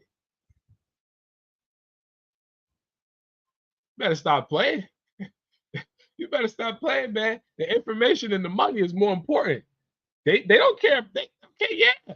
They think that he did heinous things. Those women that are up there that were also on the R. Kelly case, yeah, they think he did heinous things. But I can guarantee you this, for the right amount of money and the right amount of information, P. Diddy will be a free man. I can guarantee you that. And it might suck for me to say that to some people. Because him free or not, listen, one thing that I'm fine and I'm sure of is my level of protection for the people that I got around me. I'm not worried about them. I'm more afraid of what I'll do to the person that tries me. That's what I'm not worried about nobody else. As long as my youngins is cool, my babies, as long as the ladies and the women are okay around me, listen, I'm good. I can protect mine. Not every man can do that. And that's where I feel sorry for y'all, because he victimized not only women, but they're saying he victimized men. So I can only sit here as a strong male and say, well, damn, that's unfortunate, because I don't pop pills. I'm not an alcoholic or a heavy out drinker. I'm not consuming alcohol, and I'm definitely not just jumping in the room around people I don't know and drinking.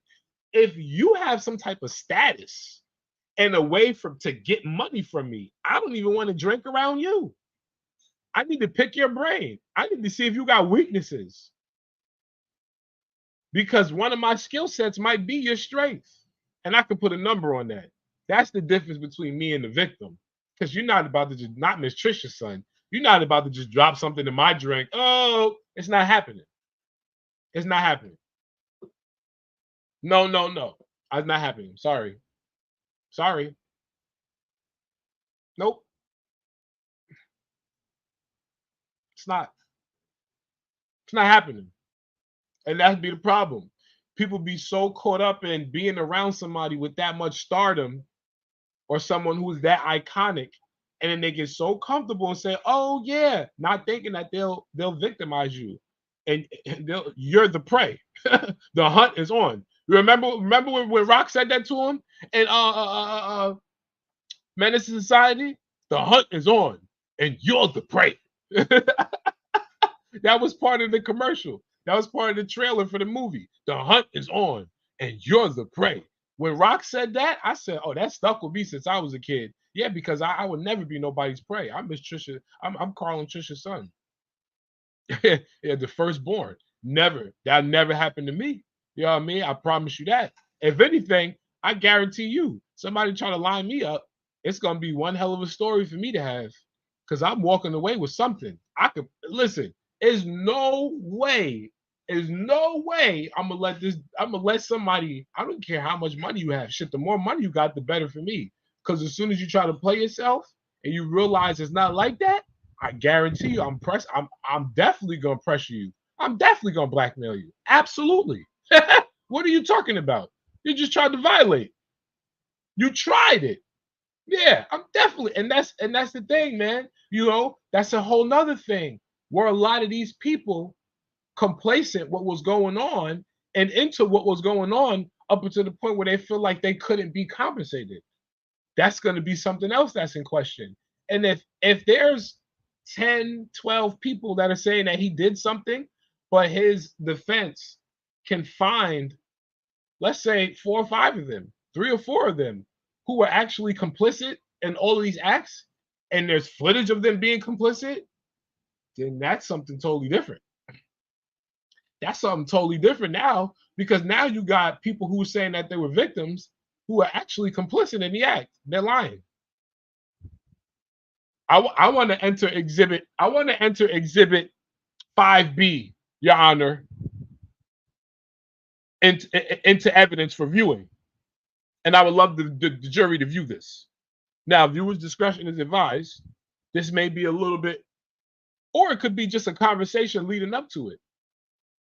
If you can get doing that video and have the jury look at a video with any one of these people that are saying that they're victims, if the jury can look at a video of one of these alleged victims saying that he did something to them, and in that video, they don't look like they're under the influence and they look perfectly sober, if they're the ones leaning on Diddy, grabbing on him, or grabbing on other people, and they're not being grabbed on, do you know what happens? It makes it look like they're the aggressor. It makes it look like they're the ones who want. They want something to happen. And that's another thing all his defense has to approve. All we have to do is just see what's the motion of discovery, man. Motion of discovery. Just that's it. That's the term of it. Motion of discovery. Show me what's on the discovery. What does defense have? What does the prosecution team have? What do they have against me right now? What are they saying? Besides testimonies, I don't care about statements or none of that. Words is words. As powerful as they are with us, proof is powerful in the court of law. Show me the proof in the discovery. What do they got? They got, okay, Rodney Jones had pictures with Cuba Gooding Jr. next to him, arm around him, all up on him. All right, cool. That's cool. Show me that. You show me a picture. Show me some more stuff. Show me some more damning. Show me something else. Show me something else. Show me some guns. Show me some surveillance footage. Footage is the best. And how do we know footage is the best? Well, he has the tapes. Well, that's another thing too. T. Tony's opinion. You're absolutely right. If it was minors, then the minors can't consent. You're absolutely right. If that's the case. But on this original indictment, they didn't mention minors. But one thing that I'm noticing that a lot of people are doing across every podcast is they're interviewing people And the people they're interviewing, they keep mentioning the word minor, and it doesn't say that on the indictment. So I'm not about to sit here and say that now. Not anything against you, Mr. T. Tony or T. Tony. Nothing against you. But I'm not about to sit here and, you know what I mean? Because it don't say that in the indictment. So once again, that's an if. And if was a fifth, we'd be drunk, and we're not. So we're only going to go with the what we know, not if. We're only going to go with what we know. So what we do know is the man is wealthy, and he has a lot of information.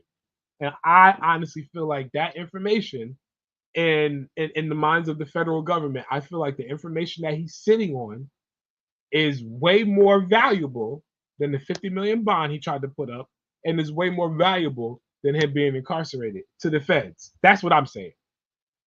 Because that information can give them dozens of other individuals, could solve dozens of other cases possibly, and bring in billions of dollars as opposed to just 50 million. You understand? So if it's really that, they're going to get more information and more money from other people. His money's nothing. It's pennies. It's pennies compared to what they can get if they want it, and to the people they can get if they want them. You know what I mean? That's just what it is. Combs and these allegations, does it not show you just how scary the world can be, how unpredictable the world can be? And you know what? You know what one of the most unpredictable things can be in life? Something that is truly terrifying that comes out of nowhere. If you get injured, right? That comes out of nowhere. But it's important to realize that at those moments, what your rights are and whether you could be compensated for your injury. Well, that's where our spot is pinned in the comments. And I want to explore that a little bit more. Let's explore a little bit more details of these freak-offs. So the indictment continues, quote, freak-offs occurred regularly, sometimes lasted multiple days, and often involved multiple commercial sex workers. During freak-offs, Combs distributed a variety of controlled substances to victims, in part to keep the victims obedient and compliant. Sometimes, unbeknownst to the victims, Combs kept videos he filmed of victims engaging in sex acts with commercial sex workers. After freak-offs, Combs and the victims typically received IV fluids to recover from the physical exertion and drug use. That is something. And the government would allege that these freak-offs, they have been happening. I ain't gonna hold you.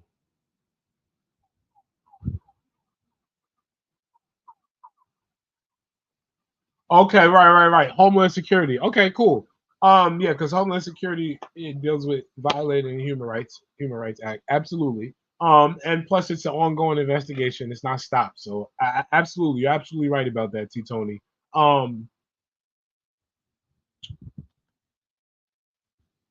Happening since 2009 would allege that these freak-offs, drug use. That is something. Okay, so and the check government this out, right? What I wanted to say, right?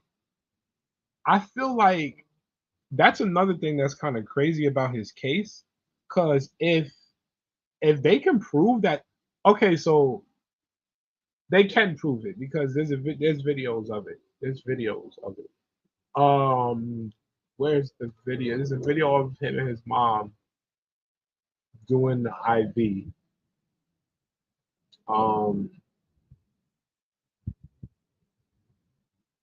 And I'm just like, yo, is he really doing the IV with his mom? There's a video going around with him and his mom doing the IV. And you got to ask yourself, if you're not on dialysis, if you're not in the emergency room for having a crazy, almost drug overdose or dehydration or anything like that, there's really no reason to put a needle in your arm. So now when experts are looking at that, that's going to be something that they say, hey, this is not something that he does alone, because as you can see, his mother is also a part of this. It may not say his mother's a part of the acts of doing things, but his mother may be a part of the illicit drugs and partaking in taking these drugs, because why would she be on the IV? And my thing is, why would you feel like it's okay to have your mom on the IV with you on social media? Why would that be all right? Why would that be all right? But whatever. Would allege that these freak-offs, they have been happening since 2009. that those drugs consisted of ketamine, GHB, ecstasy. Now, in terms of the defense of consent, the defense could say, well, these people knowingly and voluntarily took drugs, but if it's true that Combs kept videos that these participants didn't know about, that could be problematic for him, especially since we learned the government may have the goods to back all of this up.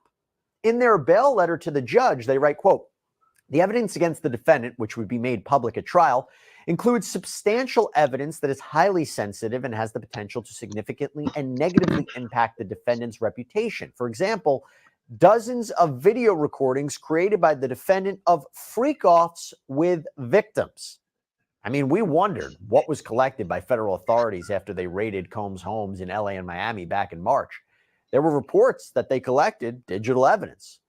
In fact, further on in the government's letter, prosecutors write, quote, "Setting aside devices seized in connection with the defendant's arrest, the government has obtained over 90 cell phones, laptops, cloud storage accounts, as well as over 30 other electronic and storage devices such as hard drives, thumb drives, cameras, and a surveillance system."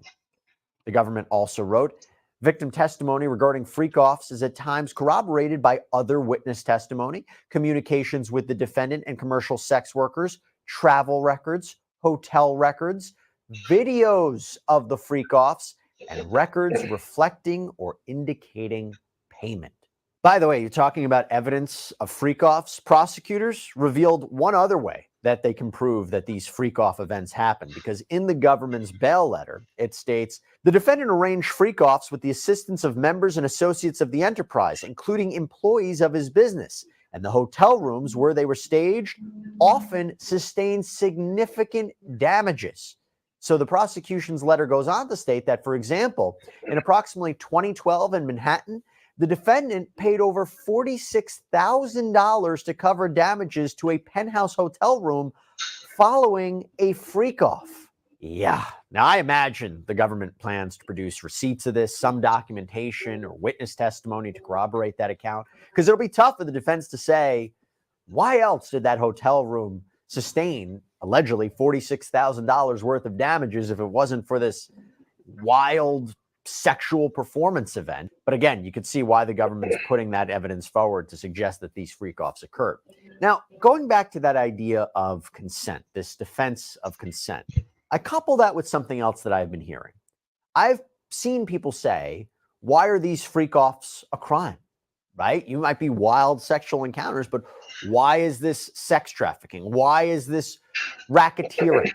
Well, as laid out in the indictment, but also this was articulated by Damian Williams, the United States Attorney for the Southern District of New York. Here's what he had to say in a press conference after the unsealing of this indictment. As alleged, Combs used force, threats of force, and coercion to cause victims to engage in extended sexual performances with male commercial sex workers, some of whom he transported or caused to be transported over state lines. When Combs didn't get his way, he was violent, and he subjected victims to physical, emotional, and verbal abuse so that they would participate in the freak-offs, and that Combs hit, kicked, threw objects at, and dragged victims, at times by their hair. On one occasion in March of 2016, that conduct was captured on video and later reported in the media. Specifically, Combs kicked, dragged, and threw a vase at a victim in a Los Angeles hotel when the victim was attempting to flee. As alleged, these assaults often resulted in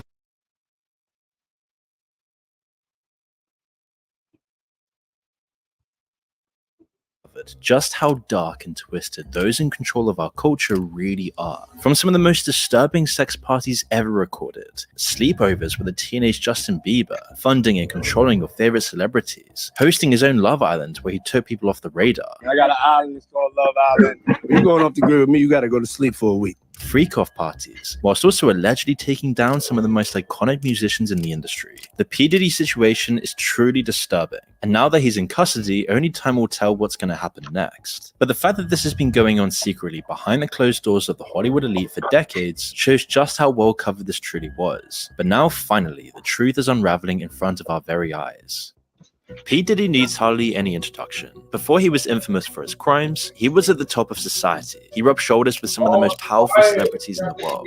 He knew everyone in the music industry, from Jay-Z, Beyonce, Snoop Dogg, to Biggie Smalls, and even Justin Bieber. However, this recent case has exposed how truly twisted the celebrity elites truly are. The investigation began initially in November 2023 by Sean's ex-girlfriend, Cassandra Cassie Ventura. She accused him of misconduct and filed a lawsuit. Cassandra and P. Diddy then settled out of court the very next day, and one of his lawyers, Ben Brafman, was clear that it was by no means an admission of wrongdoing. P. Diddy then released a statement wishing Cassandra the best in order to further support the idea that he was innocent. But guilty or not, it certainly left a stain on his name. Cassandra then released a statement thanking her friends and family for their support, and the settlement amount was left undisclosed. It seemed to be a case closed, done and dusted job, or at least that's what he thought. Little did P. Diddy know that this would be the beginning of the end for him, and would start the ball rolling with many accusations and investigations that would lead to his demise. A further 2 lawsuits were then filed, with accusations of abuse and sexual assault by 2 other women. Joy Dickerson claimed that in 1991, when she was just a 19-year-old college student, P. Diddy had drugged her after a date and sexually assaulted her in her home. Liza Gardner was the next victim to come forward, claiming she and a friend were drugged and put in separate rooms where at first, P. Diddy and then Aaron Hall would do awful sexual acts against them.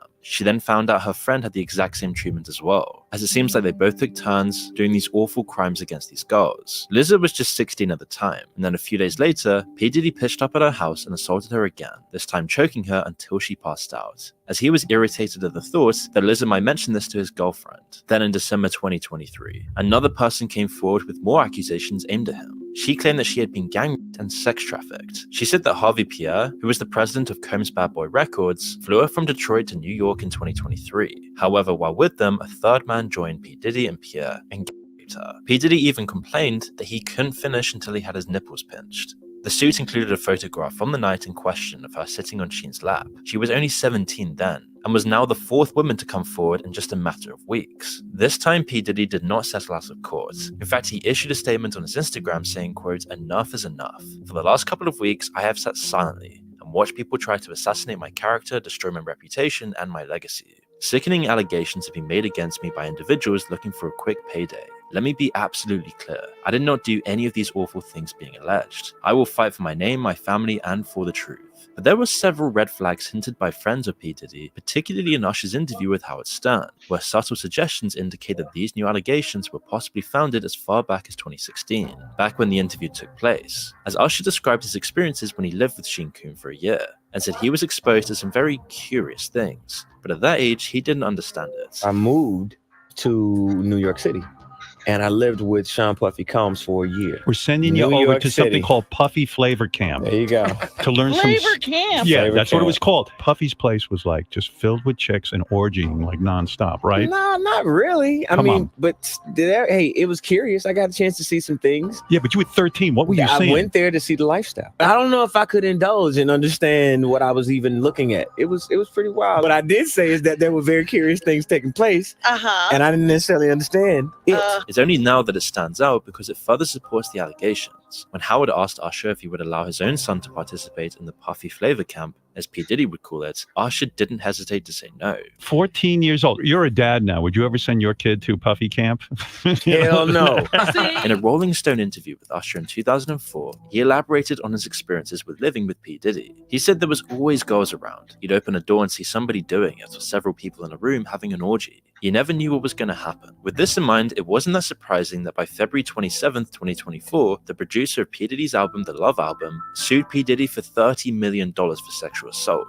He claimed that he was also drugged and woke up in a bed with 2 male sex workers and Mr. P. Diddy himself. His lawsuit included P. Diddy's son, Justin, who he claimed would bring underage girls home and then drug them, while his dad secretly filmed these sexual acts. Although an adult film actor called D'Angelo Knockout Marquise claimed that one of the photos used in the lawsuit was actually a still from one of his films. Although perhaps discredited, where there's smoke, there's fire, and P. Diddy was now desperately trying to put the fires out as more and more took to flame. P. Diddy actually admits that he did document everything in his life, so any sexual male acts could have easily been caught on tape, and the fear of that exposure will keep some from coming forward as well. Gene Deal, P. Diddy's former bodyguard, said in an interview that the freak-off included P. Diddy having sex with male escorts that his then-girlfriend was forced to find. Looking at this lawsuit, she alleges that, Diddy, he'll make her look online for BBCs for their freak-off sessions. And she say that, in this lawsuit that, Diddy, he enjoyed watching her get smashed by BBCs. And she was searching for the big black, not only for herself, but for somebody else who we all know that was in the room with her. They had to be for both of them. They was in the room. P. Diddy would make them wear masks to keep their identity from Casey. She also alleges that, while she was having sex with these male prostitutes, the male prostitutes, and Diddy, they all wore masquerade masks. He didn't want her to know who they were. Which is why on March 25th, 2024, P. Diddy's homes in both LA and Miami were raided by the Department of Homeland Security Investigations in New York. The raid was part of the investigation of sex trafficking led by the Southern District of New York, perhaps prompted by the now 5 victims who had come forward, one of which was a male who also chose to remain anonymous. Because of this, the investigators seized guns and P. Diddy's phone on the day of the raid. It was reported that over 1,000 bottles of baby oil and lubricants were found on the property. This unusual find would be laughable if it weren't so incriminating to the horrific charges. It only supported flying rumors of sex parties that would go on for days with drugged up women and male escorts, all performing sexual acts in the quote freak off to satisfy P. Diddy's endless need for lust. In the Los Angeles home, P. Diddy's sons were also put in handcuffs during the raid. It was reported by their mother that the federal agents used excessive unnecessary force and that it was just racially motivated. But it couldn't be any further from the truth. Everyone allegedly involved was being taken down, and over the coming months, the truth would unravel about how truly disturbing this Hollywood celebrity culture truly was. Now, P. Diddy's parties are known to be insane, as you can probably tell by the 1,000 bottles of baby oil. At these parties, it was reported that the drugs offered were all designed so that party participants could go on for hours having sex. There was a drink called the Tusi, which was dosed with a bunch of drugs. Jaguar Wright explained this in an interview, as she said that P. Diddy would put in Special K, also known as ketamine, to relax your muscles. Now, if you don't know what ketamine is what they call on the street Special K. It's a veterinary drug. It's a horse tranquilizer. This was then mixed with cocaine and Viagra to counteract the negative side effect of limp noodle, as Jaguar described it, creating the perfect mix to relax you while still keeping you completely energized for sex. The cocaine keep you up all night, but unfortunately, it gives you limp noodle because of what the blood flow is. So you want to fuck with a half-hard dick all night. So that's why you have the Viagra, to make sure that the involuntarily stays hard while you're numbing your fucking self with the coke. Jamie Foxx even said that he'd been to one of these parties, and it's very likely that most people in the celebrity LA Hollywood culture would be partaking in this stuff, especially with the recent allegations coming forward in the last couple of weeks. And it's truly disturbing to think what was happening there. Recently, a video was shown by CNN of P. Diddy assaulting Casey, which further supported her claims. The video shows her trying to leave the hotel party, and P. Diddy had already given her a black eye by this point. In the video, P. Diddy's wearing nothing but a towel, and as he catches up to her, he violently pushes her down, then proceeds to kick her twice and tries to drag her down the hall. The footage shows further abuse when he throws a bunch of glass in her direction. It's obvious that he's very intoxicated at the time, having just emerged from one of these awful parties. After this footage went public, P. Diddy posted an apology saying he was disgusted with himself when it happened, and that he's disgusted with himself now. It's so difficult to reflect on the darkest times in your life. Sometimes you gotta do that. I was f***ed up. I hit rock bottom, but I make no excuses. My behavior on that video is inexcusable. I take full responsibility for my actions in that video. I'm disgusted. I was disgusted then when I did it. I'm disgusted now. He claimed that he sought help and went to rehab after the incident. I went and I sought out professional help. I had to go into therapy and go into rehab.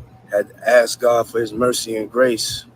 I'm so sorry, but I'm committed to be a better man each and every day. I'm not asking for forgiveness. I'm truly sorry. The LA County District Attorney's Office also issued a statement saying that while the video was hard to watch, they could not use it for further action as the footage and incident happened beyond the timeline where it would be of legal use. However, they encouraged others to come forward. It was explained that P. Diddy paid the hotel $50,000 for the footage so that it would not be leaked to the public. The sad reality is that this is the only incident caught on surveillance and actually exposed to the public. However, Casey's lawsuit was riddled with far more horrific accusations. That girl went through some tumultuous shit that she never thought that she would ever have to go through being in the music business. She claimed that P. Diddy would go into fits of rage and that she was his main target of savage beatings. They went into the bedroom and shut the door, and all I could hear is screaming. And yelling and whatever was going on in there, I don't know. But all I could think of was to grab Cassie's things and start packing it up and just getting her out to safety. She claimed that he would drug her and force her to have sex with other men while he watched, filmed, and masturbated to it. This has since been dubbed as a freak-off, and as we've mentioned, it's come up in many, many other accusations as well. She also claimed to try to leave him in 2018, which ended up with her getting odd. Casey also claimed that for a brief time she and Kid Cudi started a romantic relationship, but when P. Diddy found out about it, he threatened to set his car on fire and wanted to make sure that Kid Cudi was there when it happened. While it seemed like an idle threat, it did indeed happen. 2 weeks later, Kid Cudi's car was deliberately set alight. As for P. Diddy, this footage of the abuse could not have come at a worse time. He was already being investigated, adding fuel to the fire. Women were coming forward with further accusations. And even men like the Michigan inmate Derek Lee Smith sued P. Diddy for $100 million and won by default. It seemed that P. Diddy didn't even show up to defend himself for this one. In Derek's suit, he claimed that while at a party in Detroit in 1997, he was a victim of groping and sexual assault by P. Diddy. And once these accusations started coming forward, people started realizing that P. Diddy was just the tip of a giant iceberg, of a huge Hollywood conspiracy. You see, Eminem, who's known to rap out his opinions, recently dropped a line in his Killshot diss track, mainly aimed at Machine Gun Kelly, that brought up the possibility of P. Diddy's involvement in Tupac's murder. The line that had fans reeling went, "Tell us the day you put out hits, the day Diddy admits that he put the hit out that got Tupac killed," which was then followed by, "I'm just playing Diddy, you know I love you." And many share Eminem's suspicions, although there has been no real proof of it. It is possible that Eminem is not holding back as P. Diddy's record company Bad Boy Records is funding MGK, who was gunning for Eminem. But Eminem didn't stop there. In other songs like Antichrist, he brings up the video of P. Diddy and Casey and makes fun of possible reasons for P. Diddy to chase Casey. In another song, Fuel, he brings up the lawsuit and insinuates that P. Diddy tried to have Tupac's alleged murderer killed. In another song, Bad One, Eminem raps about P. Diddy possibly blowing up Kid Cudi's car. It hit such a nerve that P. Diddy demanded a public apology from Eminem. He believed that the rapper had gone way too far and was doing more damage to his reputation in light of the new developments. Well, he's not wrong, because Eminem's fanbase outnumbers any other rapper, and they tend to be loyal and hang on to their every word. Especially when it comes to the disturbing life behind the scenes in the music industry and Hollywood world, people trust that Eminem isn't just making this up. All these allegations seem to stem from a time when P. Diddy came off as a powerful icon in the industry. This speaks to the intimidation and manipulations used to keep all those people quiet. In 1999, certain testimonies indicate that P. Diddy got away with a shootout in a club. At the same time, P. Diddy and his then girlfriend J. Lo went to the club and got into an altercation with Matthew Scar Allen. P. Diddy knocked a drink out of Matthew's hand, which sparked the violence, where P. Diddy threw money in his face as a sign of disrespect. As it got heated, both of them drew their guns and fired into the crowd. 3 victims survived to tell the tale, but one victim in particular stands out. Natania Rubin reports that she saw P. Diddy do the shooting while Sheen shot into the ceiling. She herself was shot in the face, and her testimony has not wavered since. I watched them both fire their guns. I watched them. And that is exactly how I sit here today. Because some thug criminal with an attitude and an ego that was outside of control decided he was going to fire a gun in a crowded nightclub and shot me in my face. She was so adamant about it that she offered to get bullet fragments removed from her skull to use as forensic evidence. However, P. Diddy was once again acquitted, with Shane taking the fall, being sentenced to 10 years in prison. Pulling the strings behind the scenes once again, and P. Diddy got away scot-free. This was even brought up in Rodney's suit, as P. Diddy would tell him that he even got away with shooting people and would display his guns to instill fear to keep Rodney silent and compliant. The more we uncover about P. Diddy's life, the more these testimonies start to line up a very dark picture of what it takes to actually succeed in the celebrity culture, and how truly powerful the people pulling the strings really are. P. Diddy just seems to be the tip of the iceberg. Just one guy who was so clumsy, made so many obvious mistakes, and became so hated by the industry that he's finally now being exposed. But who knows how many other people are out there doing the exact same thing or even worse. But soon enough. You see what dude just said? Who knows how many people are out there in the industry doing the same thing? Like, bro, come on, man. What T-Tony say? T-Tony said, Usher's case at least proves minors were at Diddy's parties. Usher may tell the entire truth if he is held responsible for Justin Bieber. Right. You see, the reason why I don't feel sorry for Usher is because if you know what type of monster that this man allegedly is, then why would you bring Justin Bieber to him? Like that's kind of crazy.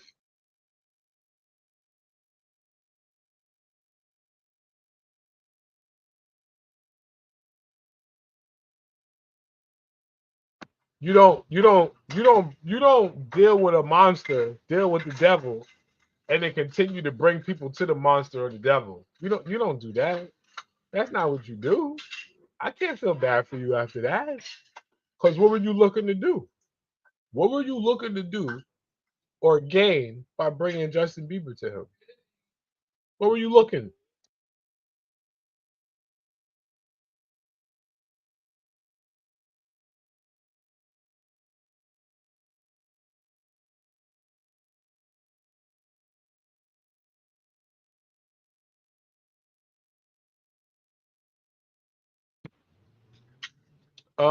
He said it's alleged that Usher trafficked Justin to the diddler. Right. Now I don't know about I don't know about the whole trafficking part. It is true that he is from Canada. He is a Canadian resident. Canadian born. I don't know about the traffic part. We can't say alleged.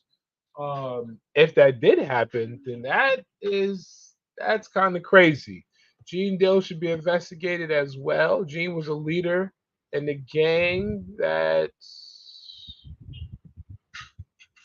indoctrinated the diddler. Oh yeah. When Gene was saying that when Diddy was younger, him and a lot of his childhood friends, lawyers stated her client was raped by the dealer in his Atlanta home in 2018. And she filed a police report in California. Sheesh. James Kelly. Shout out to James Kelly. Just seen a new lawsuit out of California from a victim. Lawyer stating her client was raped by was R-worded by the diddler in his Atlanta home in 2018, and she filed a police report in California. So, man, that's heavy. That was just 6 years ago. If she did file in 2018,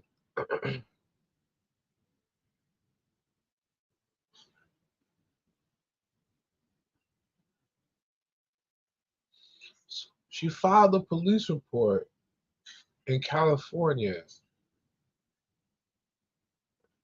Did she file it like soon after the incident happened? It's a good question. It's a very good question. Wow. This is serious, man.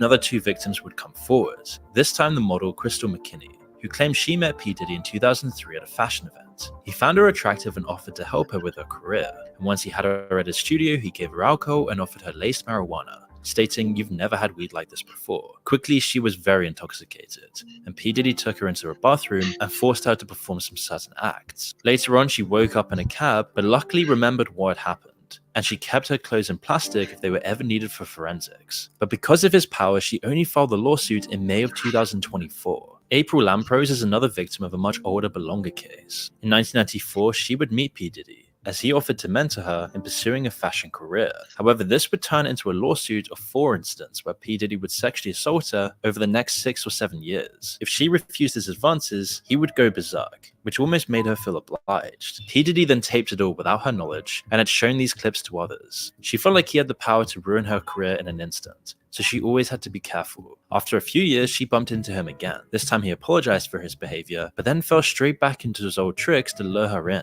The indictment revealed that P. Diddy also threatened his victims, including by threatening to expose the embarrassing and sensitive recordings he made of freak-offs if the woman didn't comply with his demands. Kidnapping, also one of the charges, was briefly mentioned in a joking manner in a Conan interview with P. Diddy, where he says, quote, "I don't know if you guys have noticed this, a lot of ladies drink water at parties. They just, so if you don't have what they need, they're gonna leave. You need locks on the doors." And while the crowd laughs at the time, it's only in hindsight did we realize how disturbing the statement truly was. I don't know if guys have noticed this, like a lot of ladies drink water at parties. They Right. just, you know, so if you don't have what they need, they're gonna leave. Right. Got to right. keep them there. Right. You need locks on the doors.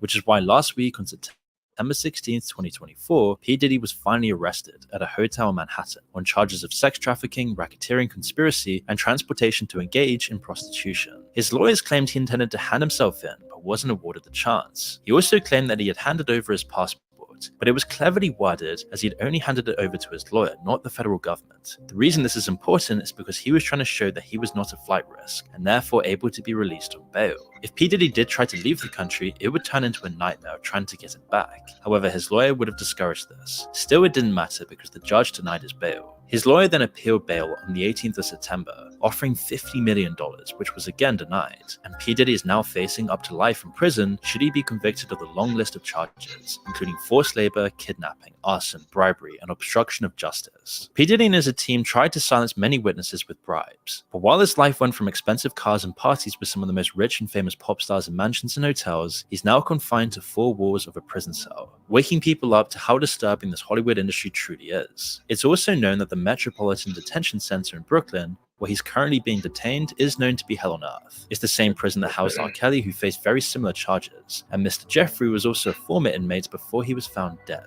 Since the second appeal of bail was denied, P. Diddy has been put on an S-Watch. His lawyers have said that they'll fight this with all they have, as they believe he's innocent. But it's believed that the defense attorneys have an airtight case and are very confident that their investigation findings will secure a guilty verdict. Regardless of the outcome, his career is completely over. He's been exposed for all the vile stuff, and now the truth just seems to keep on unraveling. All his business colleagues and former friends have done everything they can to distance themselves from him. It appears that Usher's deleted a bunch of tweets to get some distance, and even though he claims he didn't do this, it does seem very suspicious and nobody really believes him. But many celebrities are too scared to even speak out against P. Diddy, and some might fear the footage the feds have that could implicate them. It's been reported that Justin Bieber is so shocked by the crimes of P. Diddy that he's unwilling to talk about it. And after all the videos of him and Justin Bieber have surfaced back online, it's said that Justin's completely shut down. And you can only imagine some awful things have happened behind the scenes that we'll never truly know about. Justin, who once looked up to and admired the music mogul, now regrets collaborating with P. Diddy on his latest album, and there's probably way more to it than just that.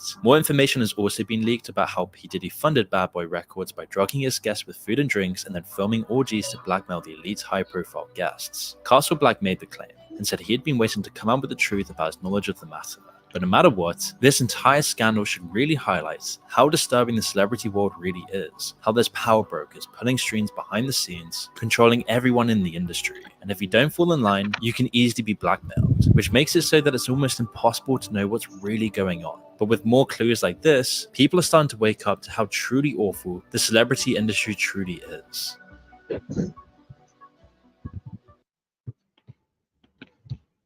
Yeah, that's wild. James Kelly said, News Nation. Ariel Mitchell Kidd, attorney for a new Sean Diddy Combs accuser, says she's been contacted regarding the sale of one of the Diddy tapes.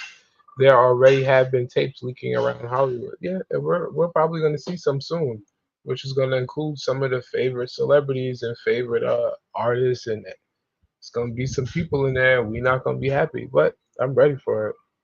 I'm ready for it. But yeah, man, listen, I appreciate y'all for tapping in. I will definitely be back. We're going to do another round of this. Take a little break. Love, life, and loyalty is the motto. Stay safe, stay real, and stay true. You rock with me, I rock with you. One.